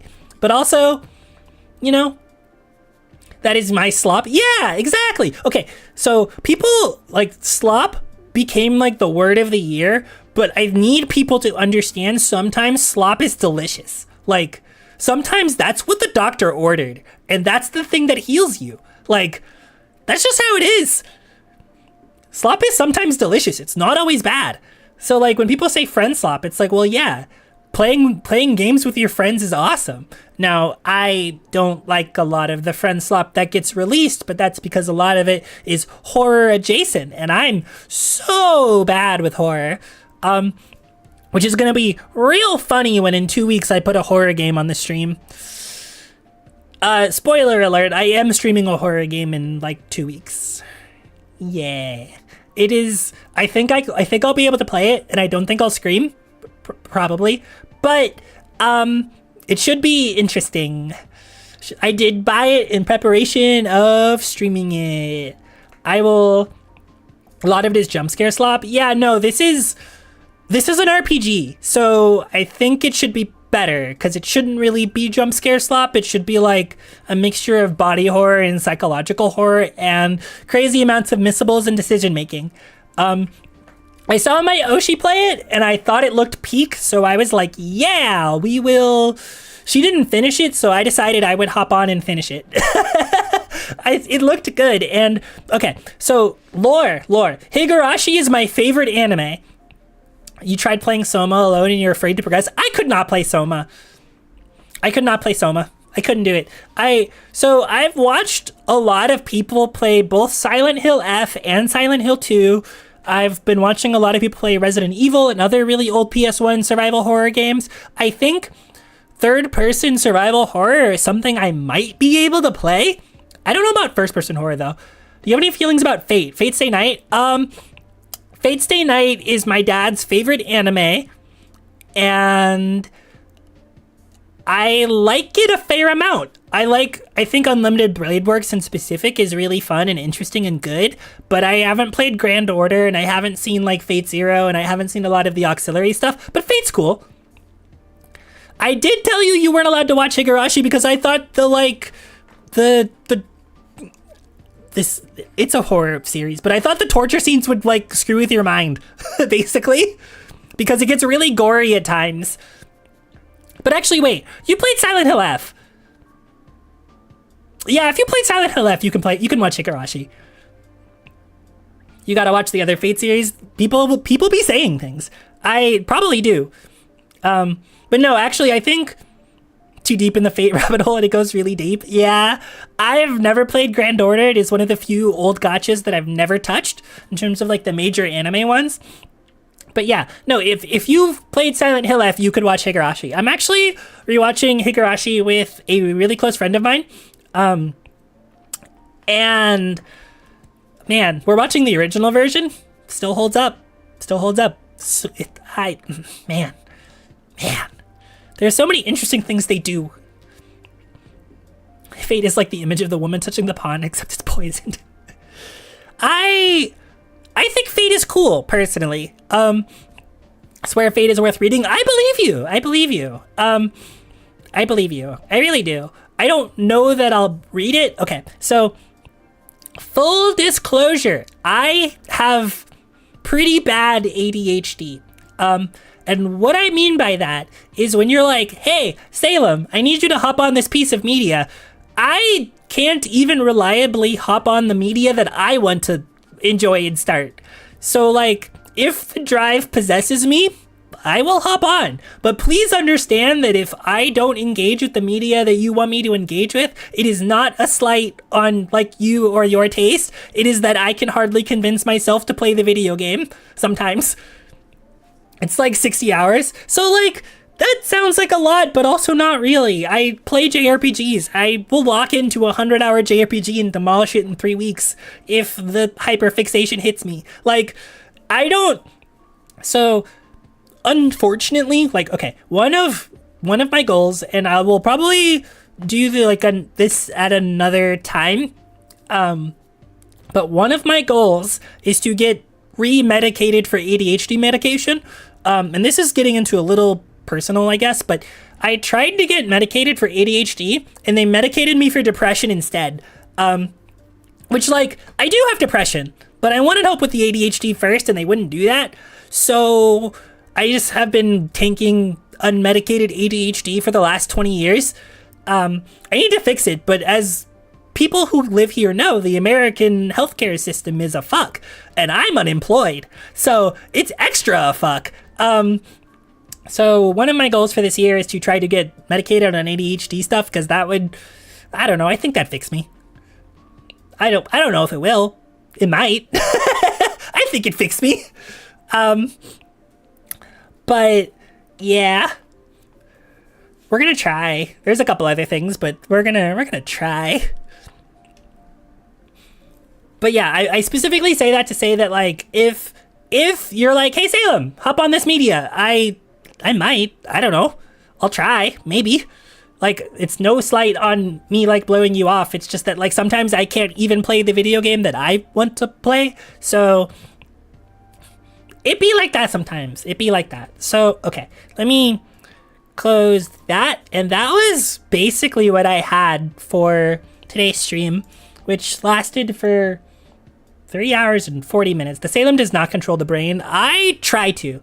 Like, okay, I don't control it, but I try to really hard because I think that's important. I don't always win, but I try. So, like, the thing that makes survival horror games different from... You can hit stuff with a pipe. That's so true. That's so true. I think being able to hit an enemy with a pipe in a game is important. And when they take that away from you, unfortunate. Unfortunate. But also, like, I think Higurashi being my favorite anime and me watching multiple people play Silent Hill, I think it makes sense. I think it checks out. I think it checks out. But anyway, okay. I, for some reason, highly doubt there are people that are streaming that I can, like, raid that I know. Well, let me look. No, everybody's dead. So that's a thing. Let me see. So I think that will be the stream, actually, which I appreciate everybody coming by, and I appreciate everybody hanging out, and I appreciate people being cool. And it's big bedtime. Yeah, it's bedtime for a lot of you. It's not bedtime for me, but it's bedtime for a lot of you. I have things I need to still do. She's live right now. Yeah, let me just raid myself. Yeah, that'll go well. But anyway, thank you guys for hanging out. Thank you guys for streaming.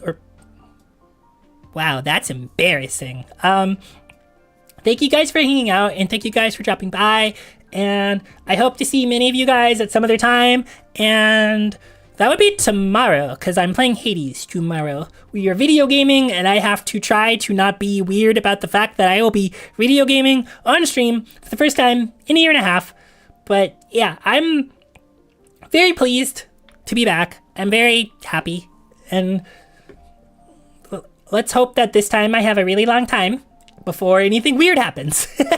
Let's hope. But anyway, I don't have like a in stream screen or anything. I might at some point, but I have to commission art, but that costs money.